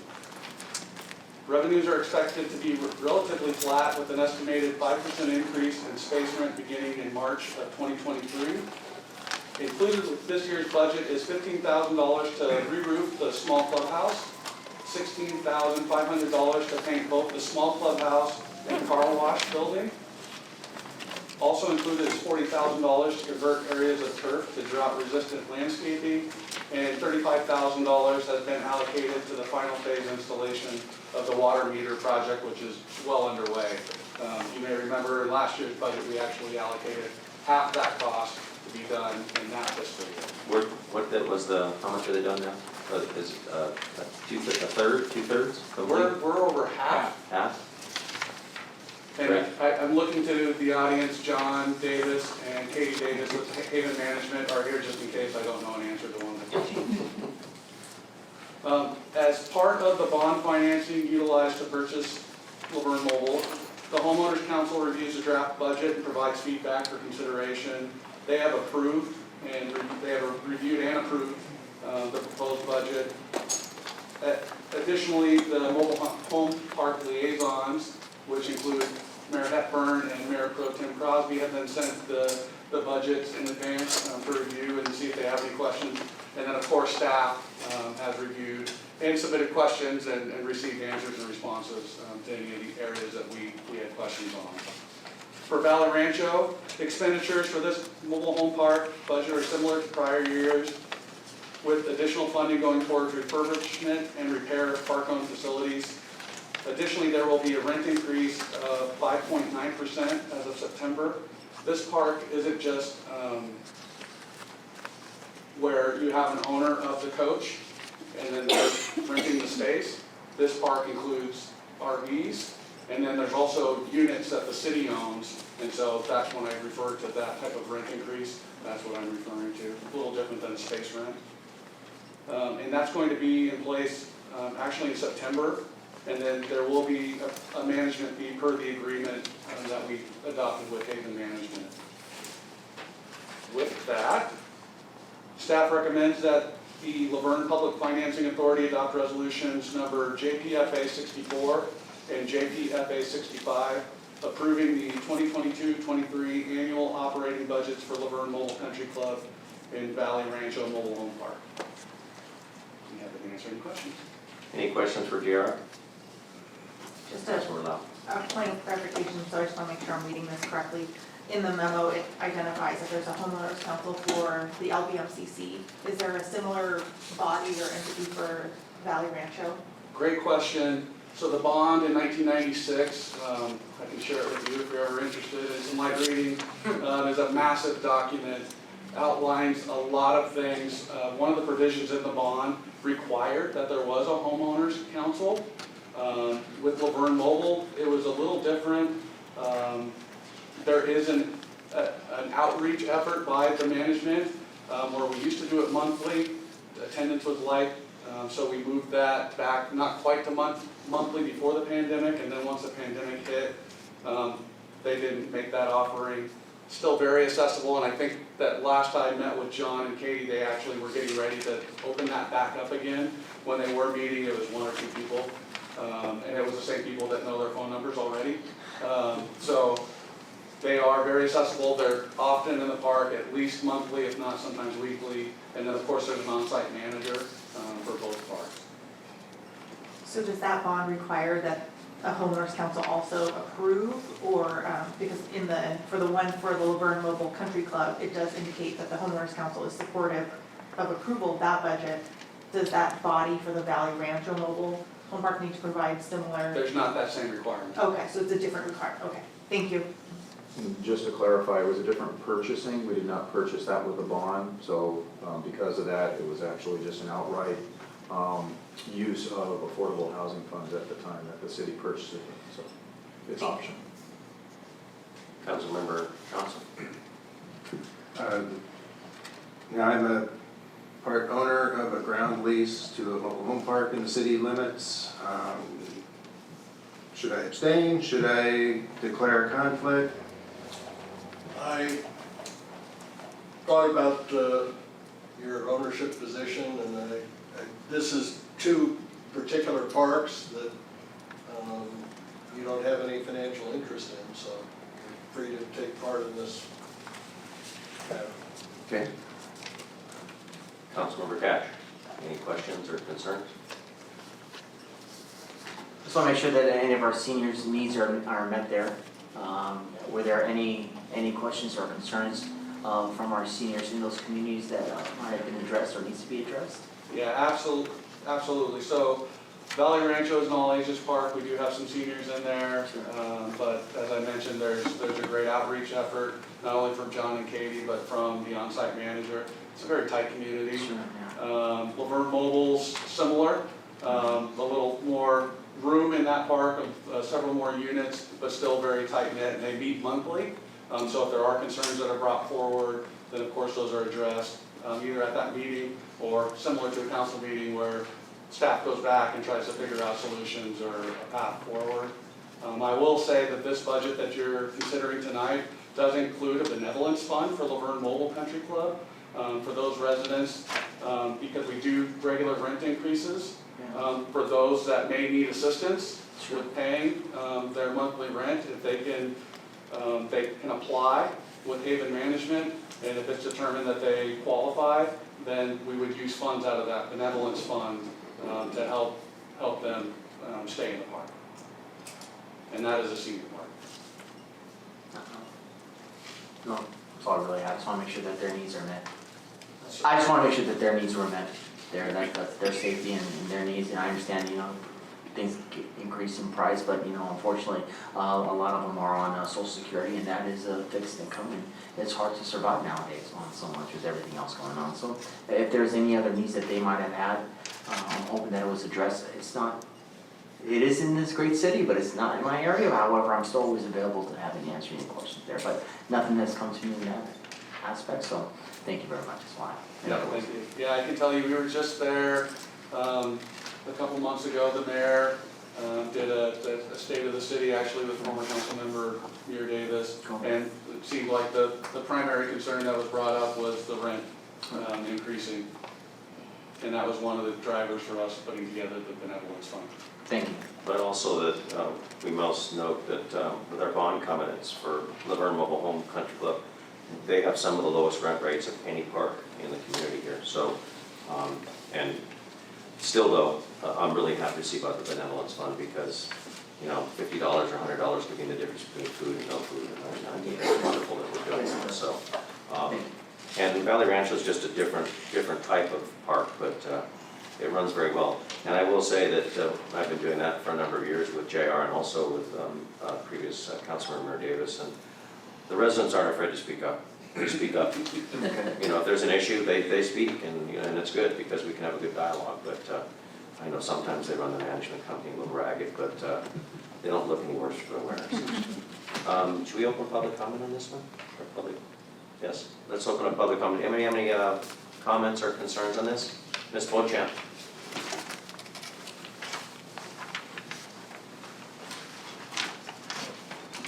Good evening, Mayor and council members. My question number one is, how is the benevolence fund account funded? Is it voluntary? Is it a fee assessed to units?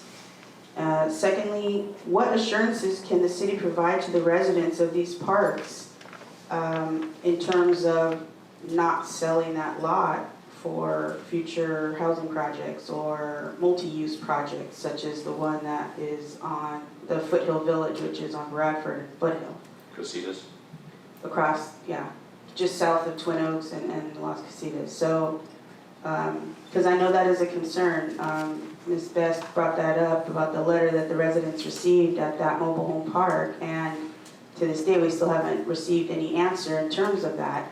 if that lot is in fact going to be sold, and how much time those residents have and whatnot. So, like you said, Rancho is one of the least amount of space rents in almost like this entire area. So to see those people have to be evicted because the land is sold out from under them would be really unfortunate and not something that I think would be best suited for the city. Thank you. Anyone who'd like to speak on this? We'll close this and bring it up. JR, would you like to answer that? You were just with Casitas. Yeah, actually visited with Casitas' residents, probably 100 people in attendance on Monday night, trying to address some of the concerns that they have. But specifically to the benevolence fund and how that's funded, the municipal code allows a 7% increase on vacancy. In the past, the financing authority has chosen not to implement that on vacancy to help maintain basically solidarity and equalization across the board for rents in that park. But with this change, there will be that 7% vacancy increase allowed as per the municipal code and other parks, and that's what will fund the benevolence fund.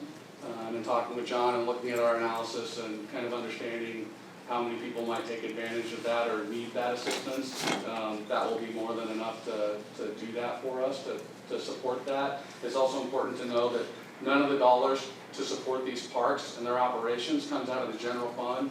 They're all self-sustaining based on the revenues that they generate. For number two, for our two parks that the city and the joint, the financing authority has stewardship over, that's the decision of this body that would make that decision on if they wanted to look at selling it. Versus the Casitas property that has a lot more challenging dynamics where you have a property owner and then an operator that have somewhat of a disagreement, it sounds like, as far as the future of that park. Thank you. The only thing, if I could, I would add to that, just to remind the council, there was a separate ordinance that was adopted. It's basically if a mobile home park is to be sold, the coach owners would be compensated. They have to submit a relocation plan back to this body that has to be accepted before that transaction can be completed. So there are a number of steps that would need to occur. I mean, obviously the sale is one, but then there's the zoning. It is mobile home park zone, and then the initiator of the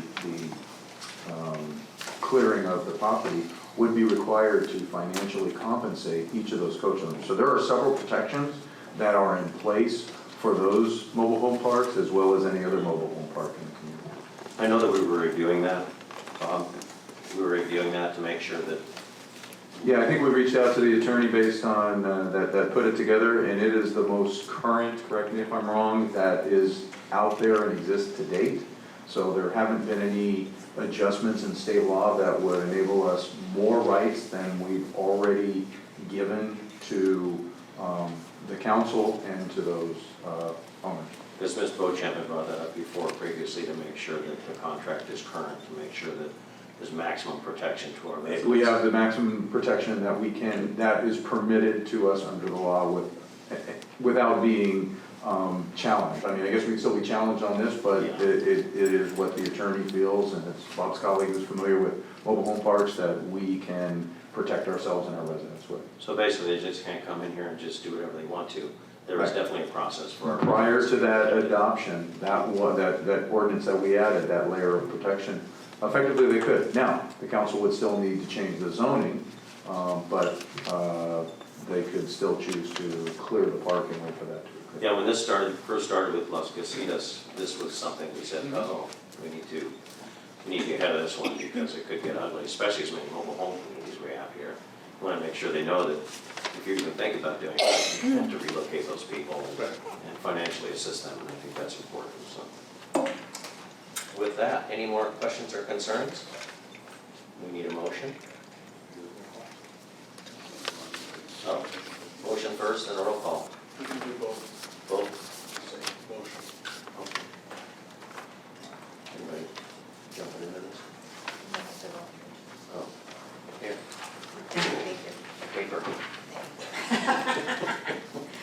I move that we approve JPFA resolution number 64 and JPFA resolution number 65, approving the 2022-2023 annual operating budgets for LaVerne Mobile Country Club and Valley Rancho Mobile Home Park.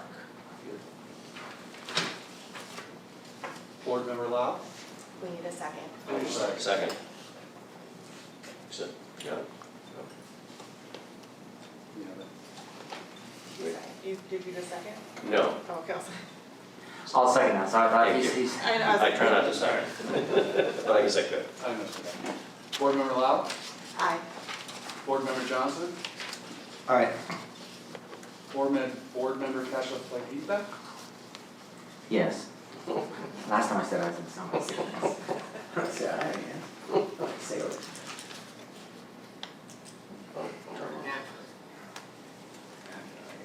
Chair Hepburn? Yes. Thank you. With that, we are going to adjourn back for a city council meeting. We're gonna at 8:30 and 8:27, and then we're gonna adjourn back into our meeting. Oh, I don't think I can do all that. I just like it. Thank you guys very much. One more time. Okay, let's go back. We're back on consent calendar.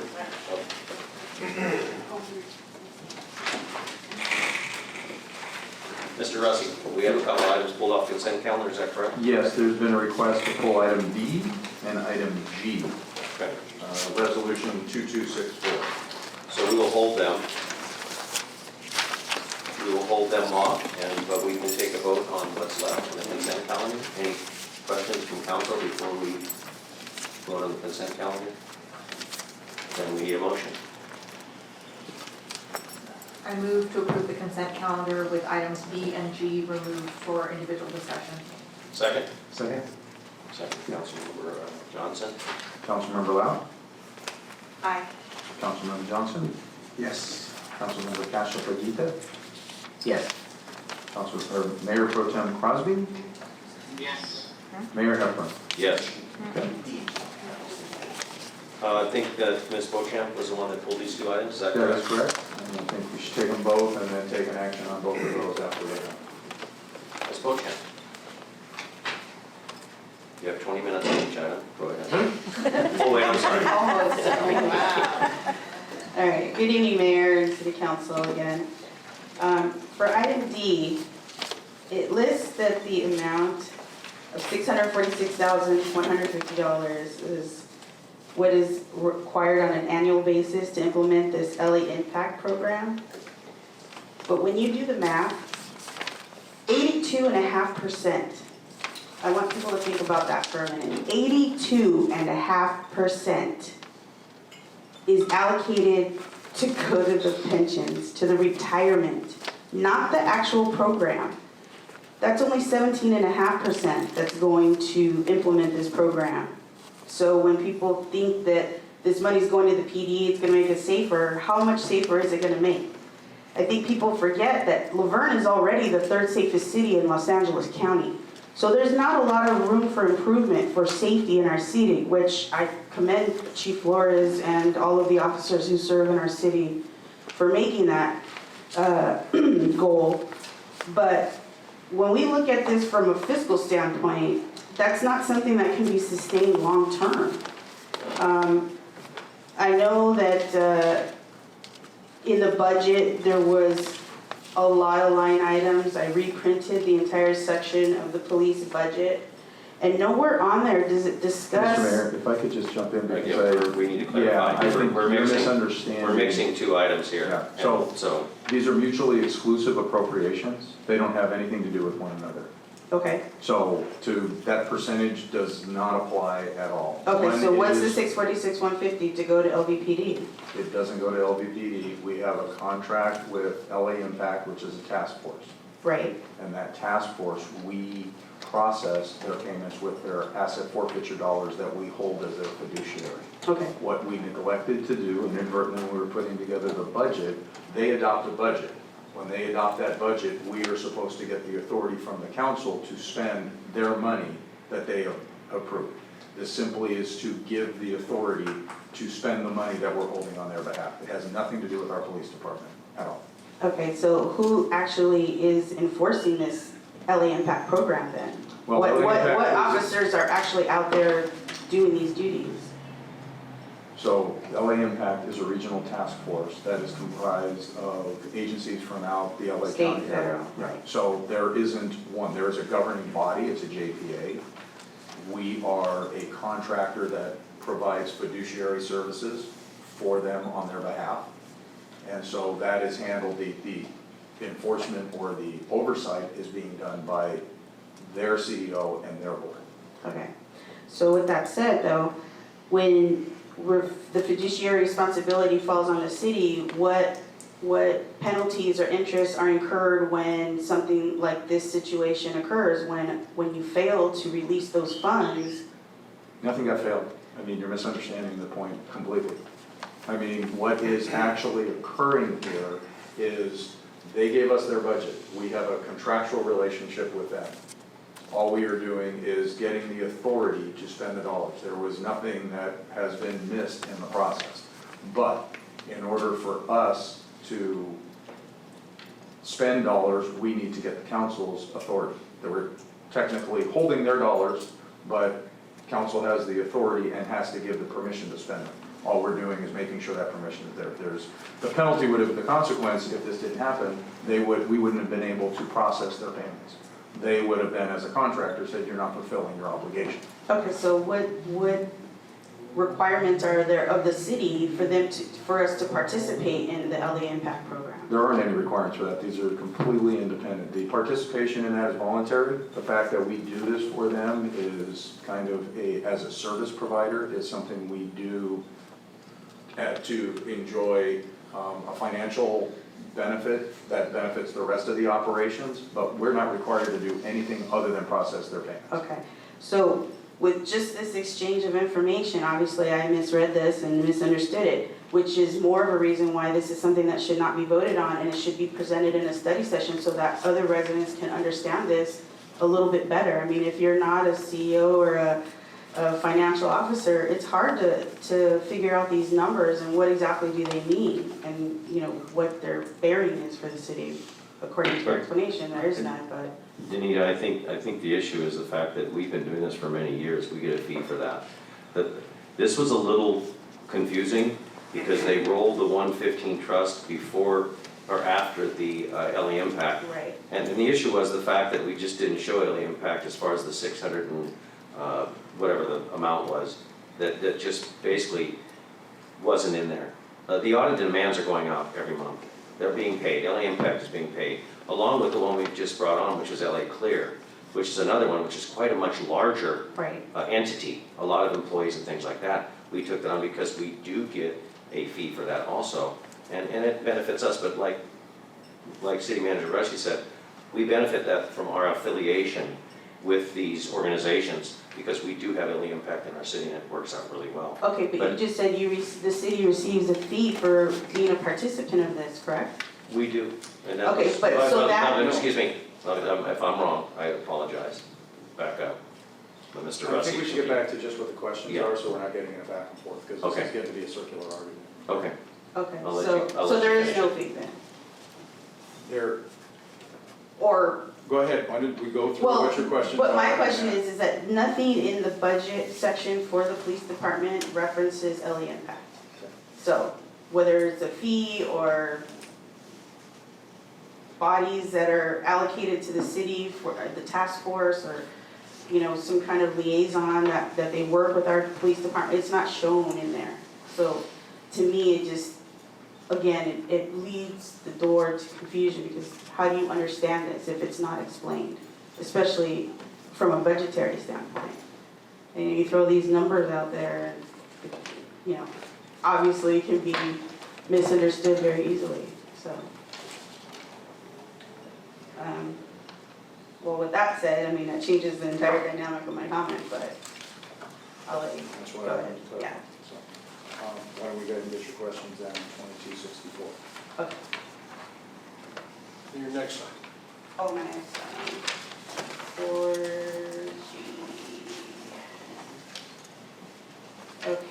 So that was, item G is for the Lost Floors improvement project. Now initially I did think this was renamed. I know there were a lot of people who were against the teen center. There were numerous signatures that were collected from the residents adjacent to that area. But I still think that this is like a first step towards that in the future. I have to go on record by saying that this is actually something that is necessary for the park and the schools, for those fields. There is no restroom available to anybody fairly close. But with the things that were discussed in the last meeting for the host home program, for the homeless issue, I think that it leaves the city and the school a huge liability. Because now with Governor Newsom signing SB 357 into effect, which now removes loitering as a unlawful act, you're gonna have homeless people loitering around there. It's well known that they congregate to areas that have concrete pads, especially for restrooms that close at 10 o'clock at night according to park regulations. They'll sleep there. You're gonna have students, athletes, parents that are watching these sports go into these restrooms with drug needles, just paraphernalia from homeless that is completely unwanted. And I know this is supposed to be like a shared area, like ULV helps take some responsibility for the swimming pool and the high school and then the city. Is there any way that, multiple or whoever is, all the stakeholders involved be part of this decision of whether it's made and the cost? I just think that, I don't know, I'm not a contractor, but $600,000 seems a lot of money for just a bathroom when you break it down that way.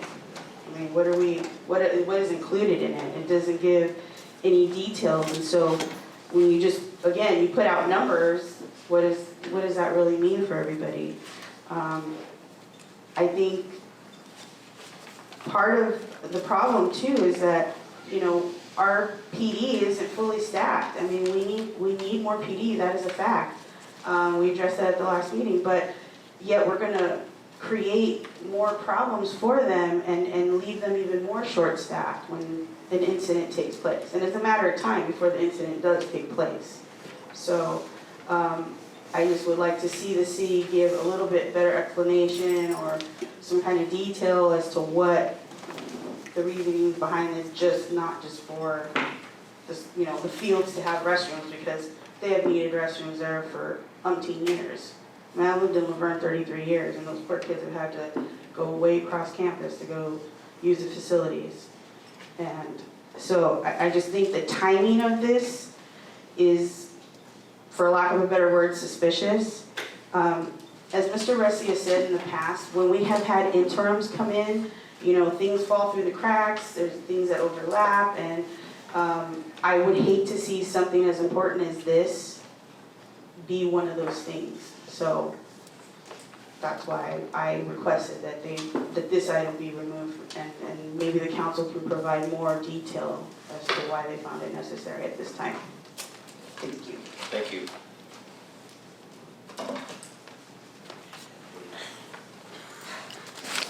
There was a lot to unpack there, so I'm not sure. I guess what I can say is in the last point, the reasoning is we had access, there was a grant. This grant was initially earmarked for the open space area for improvements for public access, but as council became aware, that's not included in the phase one, so we were in jeopardy of losing these dollars.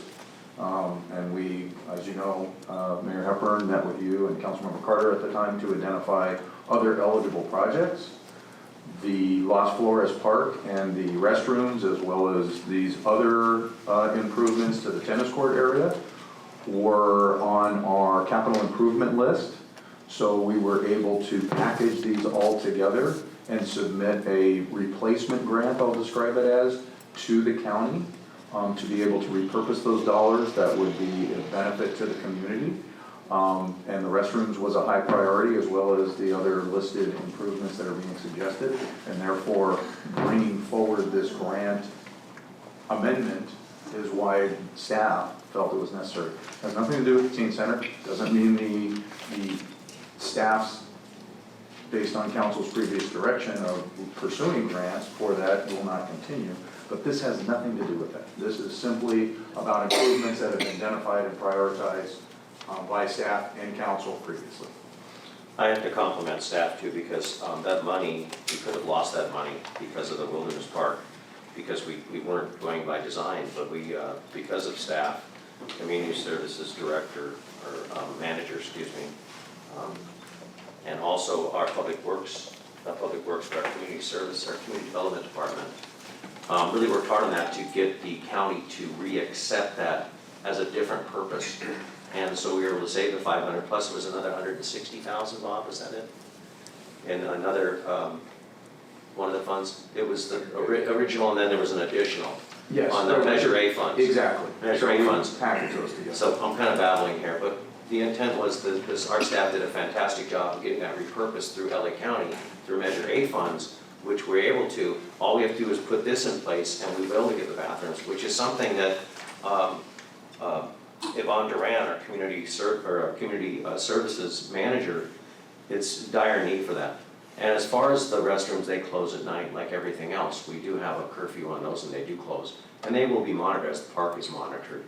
And also, the wonderful thing is we're repurposing a number of our tennis courts, and then 2 of them will be made into 4 pickleball courts, which is like going crazy right now with pickleball. So I think the fact that, and it has nothing to do with teen center, as City Manager Russi said, it's just repurposing dollars that the LA County has approved, which is, I think, is fantastic. Our staff did a great job of repurpose. So in that, it's going to be beneficial for our kids. They don't have to go all the way to the bathrooms over at the pool, which is just so far. So, and as far as construction, it's, it's competitive bid, and it has to go through LA County, so it has to be a contractor, an approved contractor, and they've got to go through the process. So that's what it's going to cost. But again, it's basically free money from the county Measure A funds, so we're real tickled to have it. But your point's well taken. We will have to monitor, like everything else we do in our parks, to make sure that our homeless population doesn't do what you were saying. So, any other comments or questions? Yes, Mayor, I have just to answer, piggyback and answer some of that issue regarding the. No, not down. In fact, I'm very familiar. I've worked there. Surveillance is not fun. 10 hours in the car. Okay, but regarding the bathrooms at Los Forest Park, Mayor mentioned they are being monitored. I know I would like to later on work it similar to the City of Los Angeles, preventing the homeless near camping near any of the schools, since that is adjacent to two schools for one in my alma mater, and Bonita High School, another alma mater of mine, to prevent illegal camping, work on city ordinances for that. The governor can do what he wants, and basically does that with Senate Bill 357, removing loitering. However, we can still address for illegal camping, unauthorized camping here in our city or near the parks or near those. Can we prevent them from going to our bathrooms? No. But if we have... Councilmember Cash, I think we're going outside the weeds on this one, so... I don't want to go too much, but we have a plan. I have a plan for that, and then we can talk about it later. Thank you. Thank you. We need a motion. For the two. For the 2 items, in one motion, correct? Yes. One motion for both items? Yes. I'll make that motion. Second? Roll call. Councilmember Lau. Aye. Councilmember Johnson. Aye. Councilmember Kasha-Fagisia. Got that one wrong. Sorry. Yes, sir. Yeah, 2 out of 3. I'm sorry, it was too long the other one. Yeah. No, it happens. Did you vote? No. Yeah, yes. Okay, I know I screwed it up, but... Oh, no, it's okay, I'm not mad at you. Yes. Okay. Mayor Hepburn? Yes. Okay. Move on to item 8, other matters.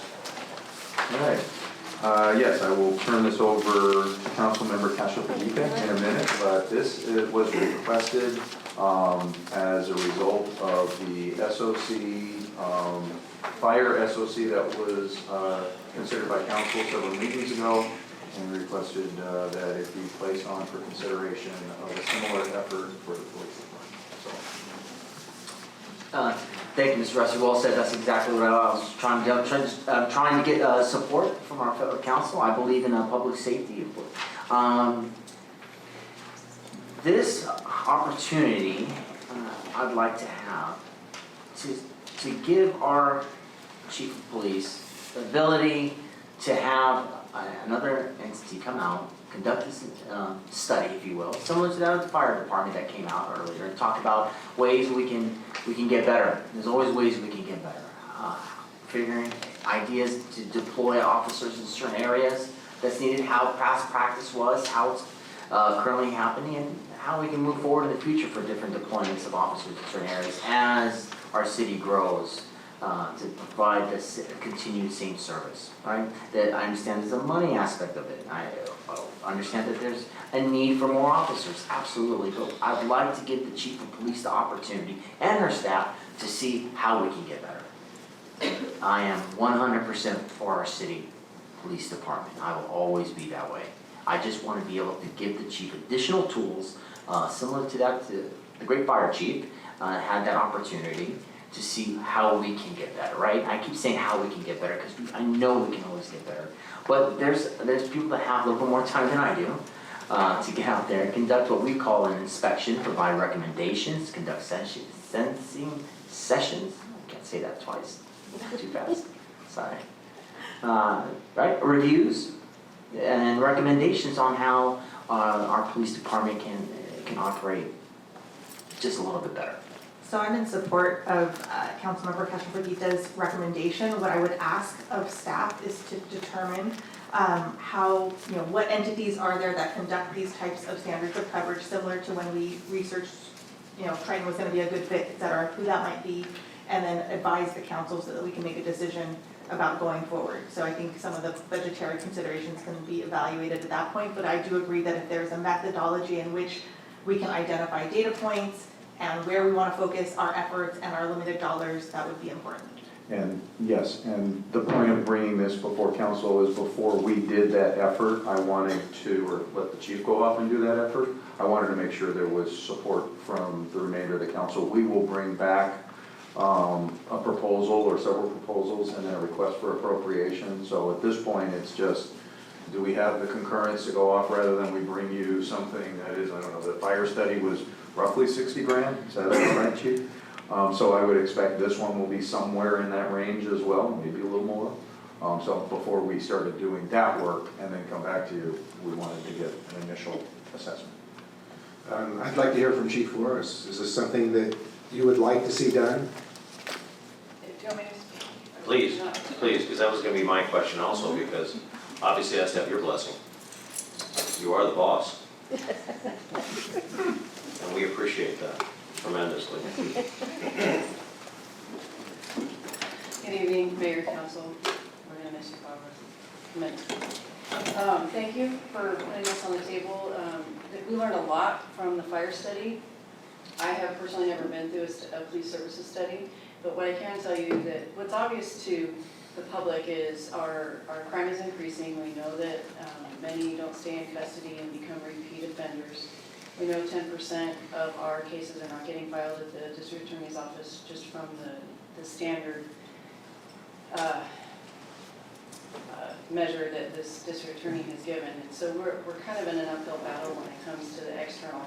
We obviously know that the calls for service have increased with homeless, and that is a huge priority for us. But that's what most of our public sees. What most don't see is internal.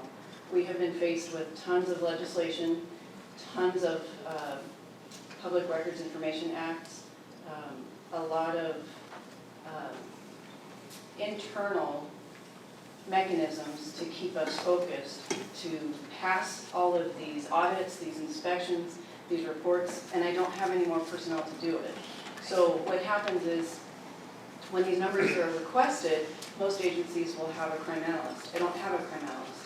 That's okay. I'm not complaining. I'm just trying to give you guys a good picture. I think the public services study might shed light on what we actually need or what council actually wants for our community.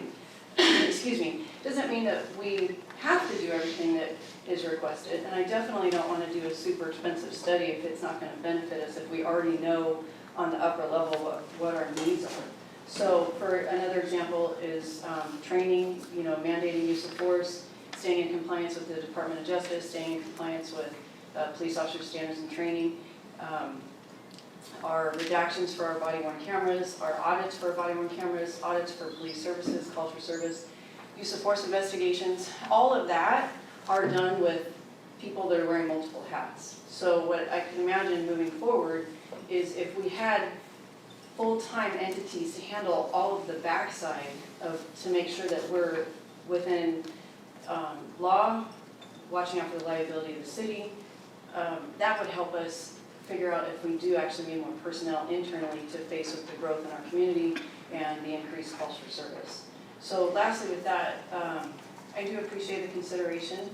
I would like to research it and bring it back to you, and then if you decide not to move forward, we don't move forward. But I do think it would give us a good picture on where we're at and where we should be as a modern police agency within industry standards in city government and within the police service industry, if that makes sense. I can answer any question. No, I think you've set the pace, and I think that's important. It has to come from you, what you feel is being necessary for us and also our residents, so. Plus also the cost, and what's going to benefit and what's not. And the timing. Yeah, the timing. Do we wait for the goal line to see how that's gonna affect the city before we take this on? Yeah, you're looking at 3 years, so. But then I don't know if we wanna wait that long. I think we'd leave it up to the chief to look at those nuances and figure out and come back to us, but I think that as long as you're in agreement to that and to see how, let's figure out what path we're going to take. Councilmember Johnson, you bring up a really good point. Timing is probably best now to figure out where we want to be, which is why we put these stats in place years ago to figure out exactly, for example, the homeless calls for service. A small example I can give you to show you on the backside, again, what our community doesn't see is when one of the legislations came in January was the militarization bill, Assembly Bill 41. Remember that? Everything that we were doing in our police department, our management team stopped. We were not putting any effort into building our homeless team. We put very little effort into training. We had to make sure we met that deadline of May 30th, on top of all of the special events that we handled, all of the overtime, the vacancies, the people that are on workers' comp. So it is quite a juggling act, and I imagine every agency is facing this. But I don't want to say for sure. I think the timing is perfect, but I don't want to say for sure the study is necessary. But let's look at it, and then you guys can decide what you prefer as we move forward. Thank you, Chief. Appreciate that. Any other questions, Chief? No? Thank you. Thank you. Mr. Russi? Ready? Be ready. Do you want to open to the floor for public comment? I think, I don't think it's necessary. When it comes back. When it comes back, we can talk about it, but I think we've got our marching papers, and the chief's going to take it in her hands, and we'll roll with it and see what comes back. Are you good with that? I don't think I need a formal vote, I think I've got what I need, so. Consensus. Mr. Crosby? Thumbs up. I thought he was asleep, I'm not sure. I saw that alcohol.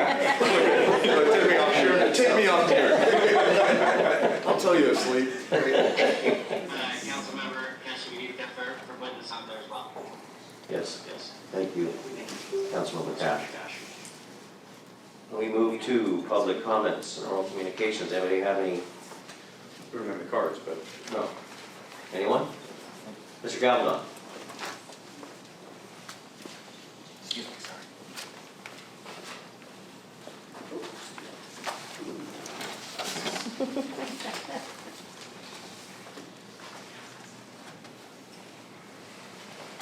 Age requires, sorry.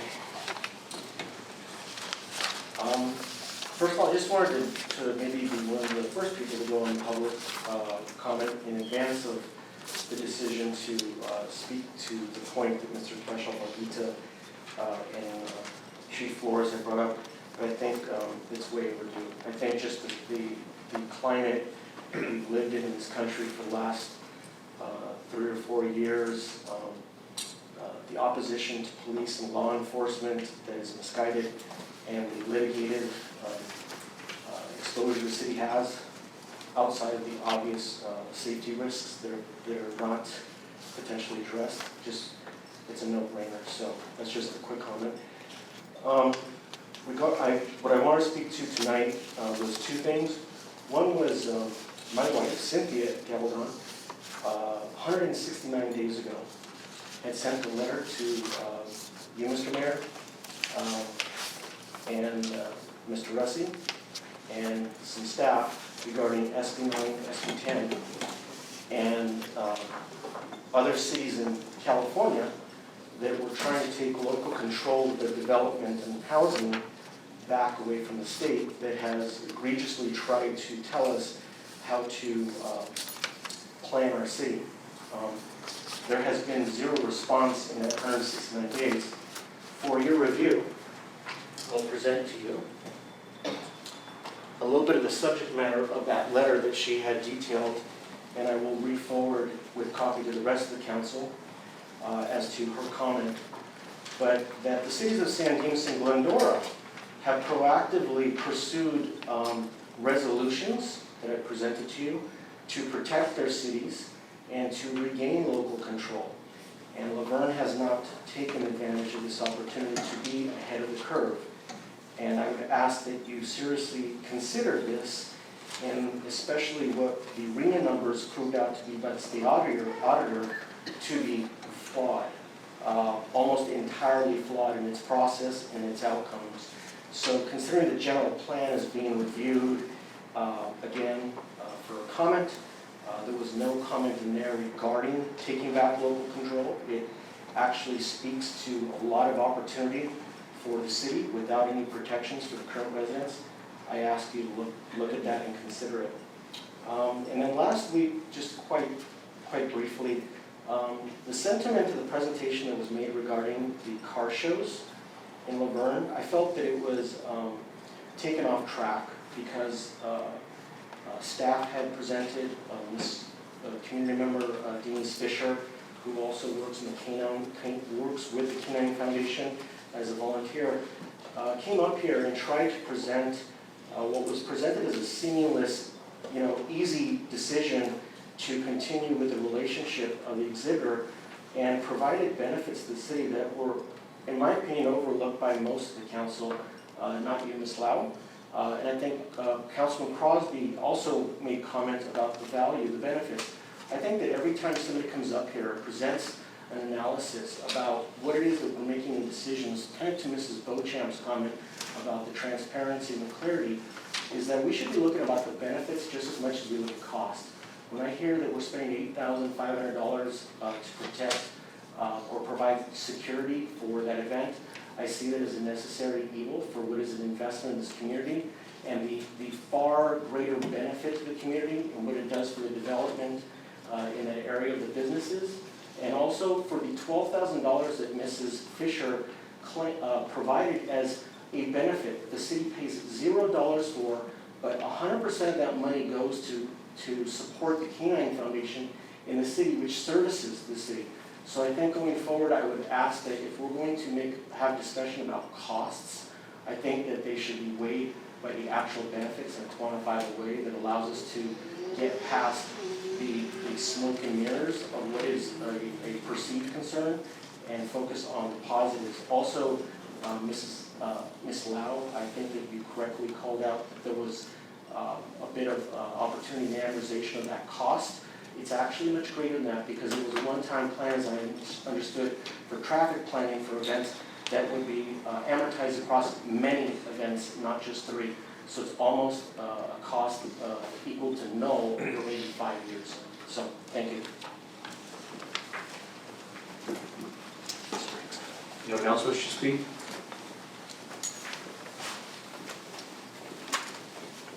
We'll close public comment and talk to council comments.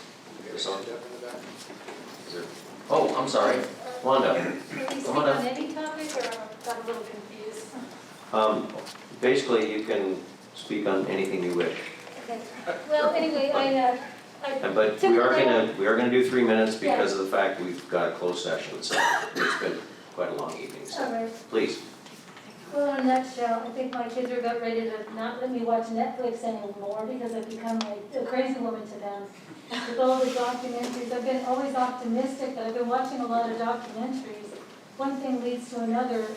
And when you look at what's going on in the world and you keep hearing about historic quantities of fentanyl showing up here, showing up there, I think it was Tulare County, just in July, caught 2 people, huge drug bust. Catch and release, no bail, they're gone. Just right now, tonight, I heard on the radio, Tijuana, it's like curfew time right now because cartel wars. The cartels are here, they're here. Where I'm getting at is, we were all trying to put out fires, trying to do all this stuff. Thank God for police, thank God for fire. I mean, I really, so impressed. But the thing is that people are drilling holes in the ship and we're going around trying to plug the holes. We have to demand our federal government stop being in cahoots with money laundering. HSBC Bank has been proven, and admitted, oops, we did it again, we didn't watch how the money's flowing. Oops, under deferred prosecution agreement, still did it. U.S. Treasury Department felt, and I'm summarizing, 3 minutes, the bank was too big to fail. The individuals were not too big to be arrested. The individuals were not too big to go to jail. So in this society that we're in, we all have to look at the elephant in the room and approach safety from that standpoint. Keep your comments to the council. I'm sorry. So the thing is that we have to have a constant mindset of looking bigger, of preparing for the train to come, of preparing for the threats to come. In the middle of all this, I can't imagine what little kids think when they see the squalor, when they see the crazy people, excuse me for summarizing, drugged up, sad, mentally ill people not getting help. But these drugs these days, this is a whole different movie that's going on. And we're all living through it. And how LaVerne has remained safe, that was why I was in near tears earlier. It's crazy. So, but we also might have gotten a little bit naive about what's up there. And I think Councilman Cash, I think you get it. I think all of you get it, but maybe not to the level of you. So I would really like for us to form some coalitions, I guess, with other communities like the police and fire do, because citizens need to be revved up. Citizens need to be revved up and help push back. Gascon is not helping. Freaking Newsom, I'm sure, wants to be president. It's ridiculous. We have to push up, just like I'm so proud this city did. I didn't know until months later. Forget level 4 here. This is not the location, that's not the facility. We have to do that on everything that's nonsense, including loitering and everything else. If you could finish your thoughts. Whittier's looking at getting, or trying, I think, to get on their ballot. Screw Gascon. We're going to get our own, I'm sorry, I cut the tape. We were looking to get, want to put in the ballot to get their own attorney. They're done with the catch and release. It has consequences. Everything has consequences. People need to understand it. It's ridiculous when explain why, but why all nonsense demands action? Last night I'm like, what the hell? That's an acronym for my name. Thank you. Okay, thank you. Anyone else?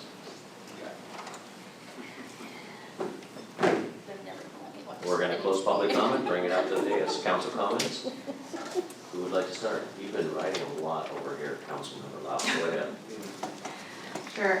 Just wanted to start off, I know we opened with this announcement, but just I was really pleased to see all of the support for the LaVerne Little League for both the boys up until they had to come home, and for the girls. I think that's one of the things that I think as a community we should remember. It was really heartening to see all the social media, all the very positive messages for these young kids in our community.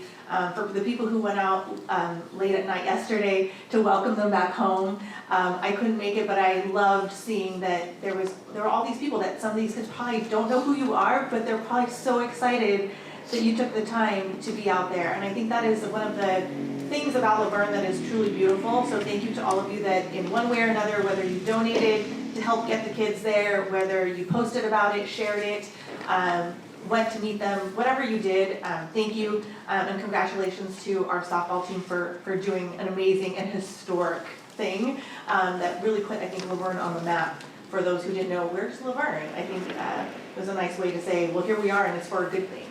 A couple of things that are coming up that I wanted to highlight.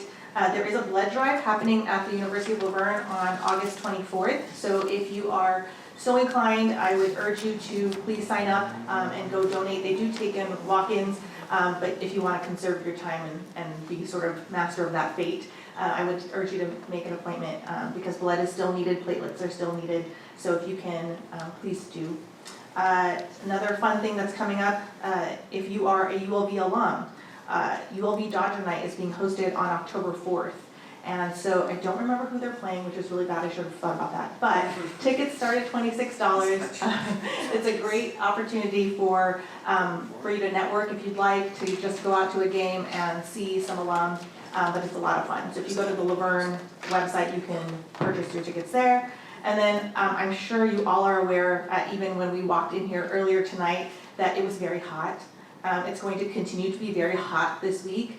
There is a heat advisory, so I urge you all to remember to drink water, to look out for one another, try to stay indoors if you can. You know, don't do your gardening in the middle of the day. All the things that may seem silly, but we want to make sure that y'all are safe and that you are being taken care of. So look out for each other, and as always, be kind. Thank you, JR. They're playing Colorado. Thank you, Councilmember Lau. Councilmember Cash. Thank you, Mayor. Appreciate you as always. I want to thank everybody that attended the concerts at the park, the movies at the park that we've had. It was a great opportunity for me to continue to go and see how LaVerne Strong is, and it was good to have the people involved, and I hope everybody had a great time there at the park. And I see other cities trying to catch up to us, but they can't. We're doing a great job with that. The National Night Out. Thank you, LaVerne Police Department, for hosting that and making it a really successful event. I really appreciated it. It was good to see. We've had other law enforcement agencies attend it. Great services that we provided. Kids really had a great time. I saw it was a great time, and there are a lot of smiles on those faces. So hope that we continue to do that every year, and hopefully it gets better and bigger and stronger, and I will always continue to support that. Congrats to the LaVerne softball. Yes, they did put us on the map in a really good way. And it's awesome to see channel 7, 5, 9, and 11s posting good about finally some good in this world in this LaVerne. It is putting us on the map, and I appreciate that. Pop Warner, LVSD Pop Warner, LaVerne Sandinas Pop Warner. We had a great kickoff not too long ago. Thank you, Mayor, for showing up. It was a great time. Hey, it's football season. Let's go Rams, right? Is this Rams' house? I'm gonna get beat up on the way to the parking lot. Raider fans. Okay, that's all right, that's all right. I was hoping to be Rams' house, but hey, great times, great opportunity. And then congrats to all the students here in LaVerne for back to school coming up real soon. Some have already started. For Dana that started, let's go Spartans. I never went to Dana, went to Bonita, so Okay. good time. It's okay. It's all It's all right. It's all right. God came a little bit later, but anyhow. So thank you very much. I appreciate you all. I'm always available. And one last thing. So before I forget, I don't know if I'm gonna steal somebody's thunder.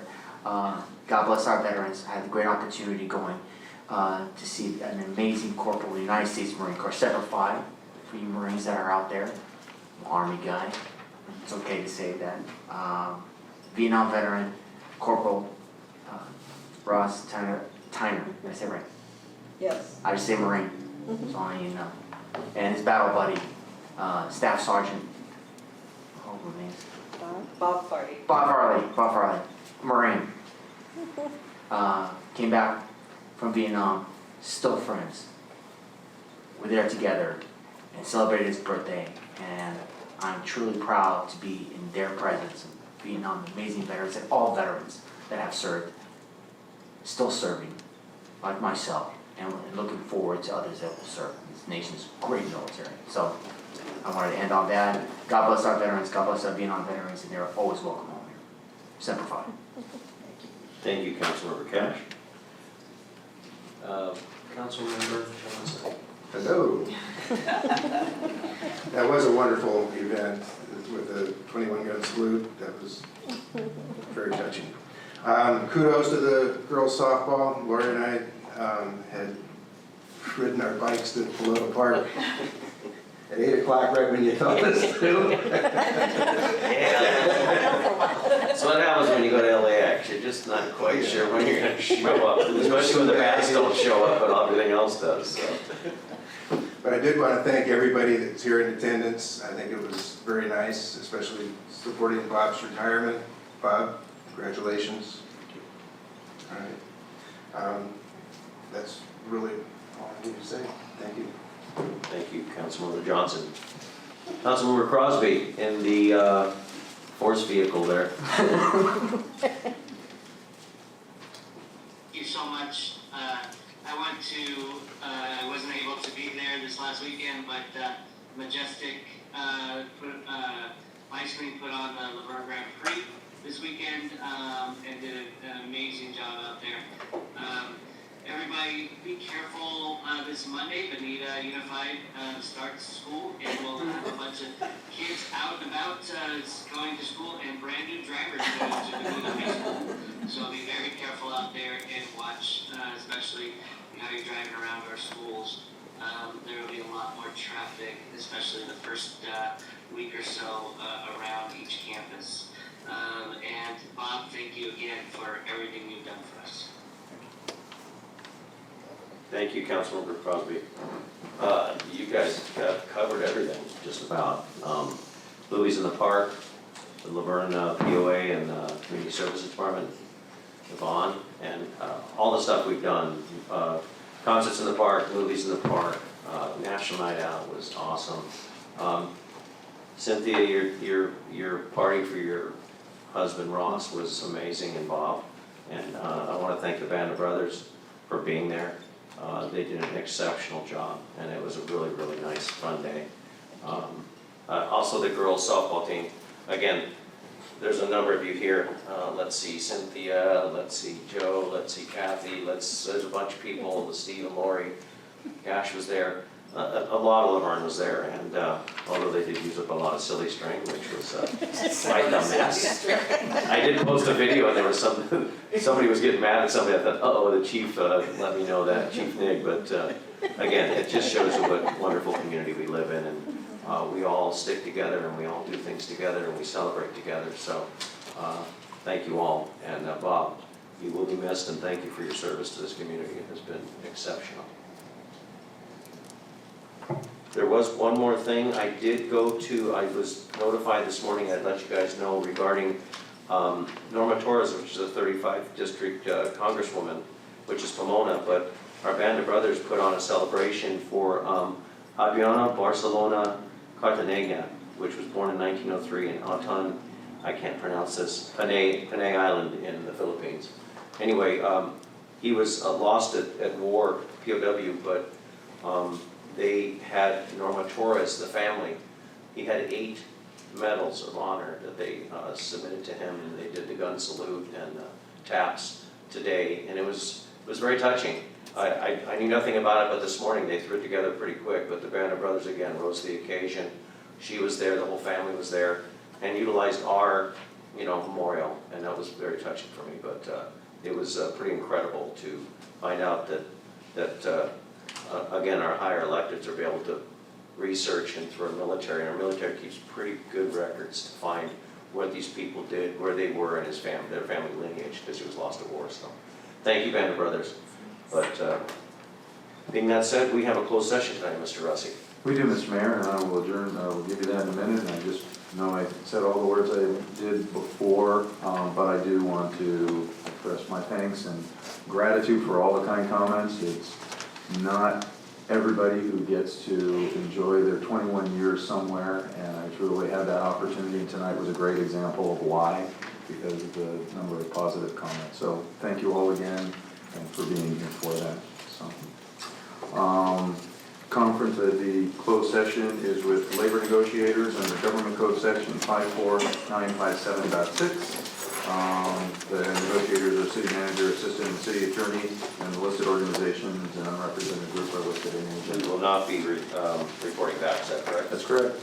And we recess in closed session. Our next regular scheduled meeting is Tuesday, September 6th at 6:30 p.m. Thank you all for coming.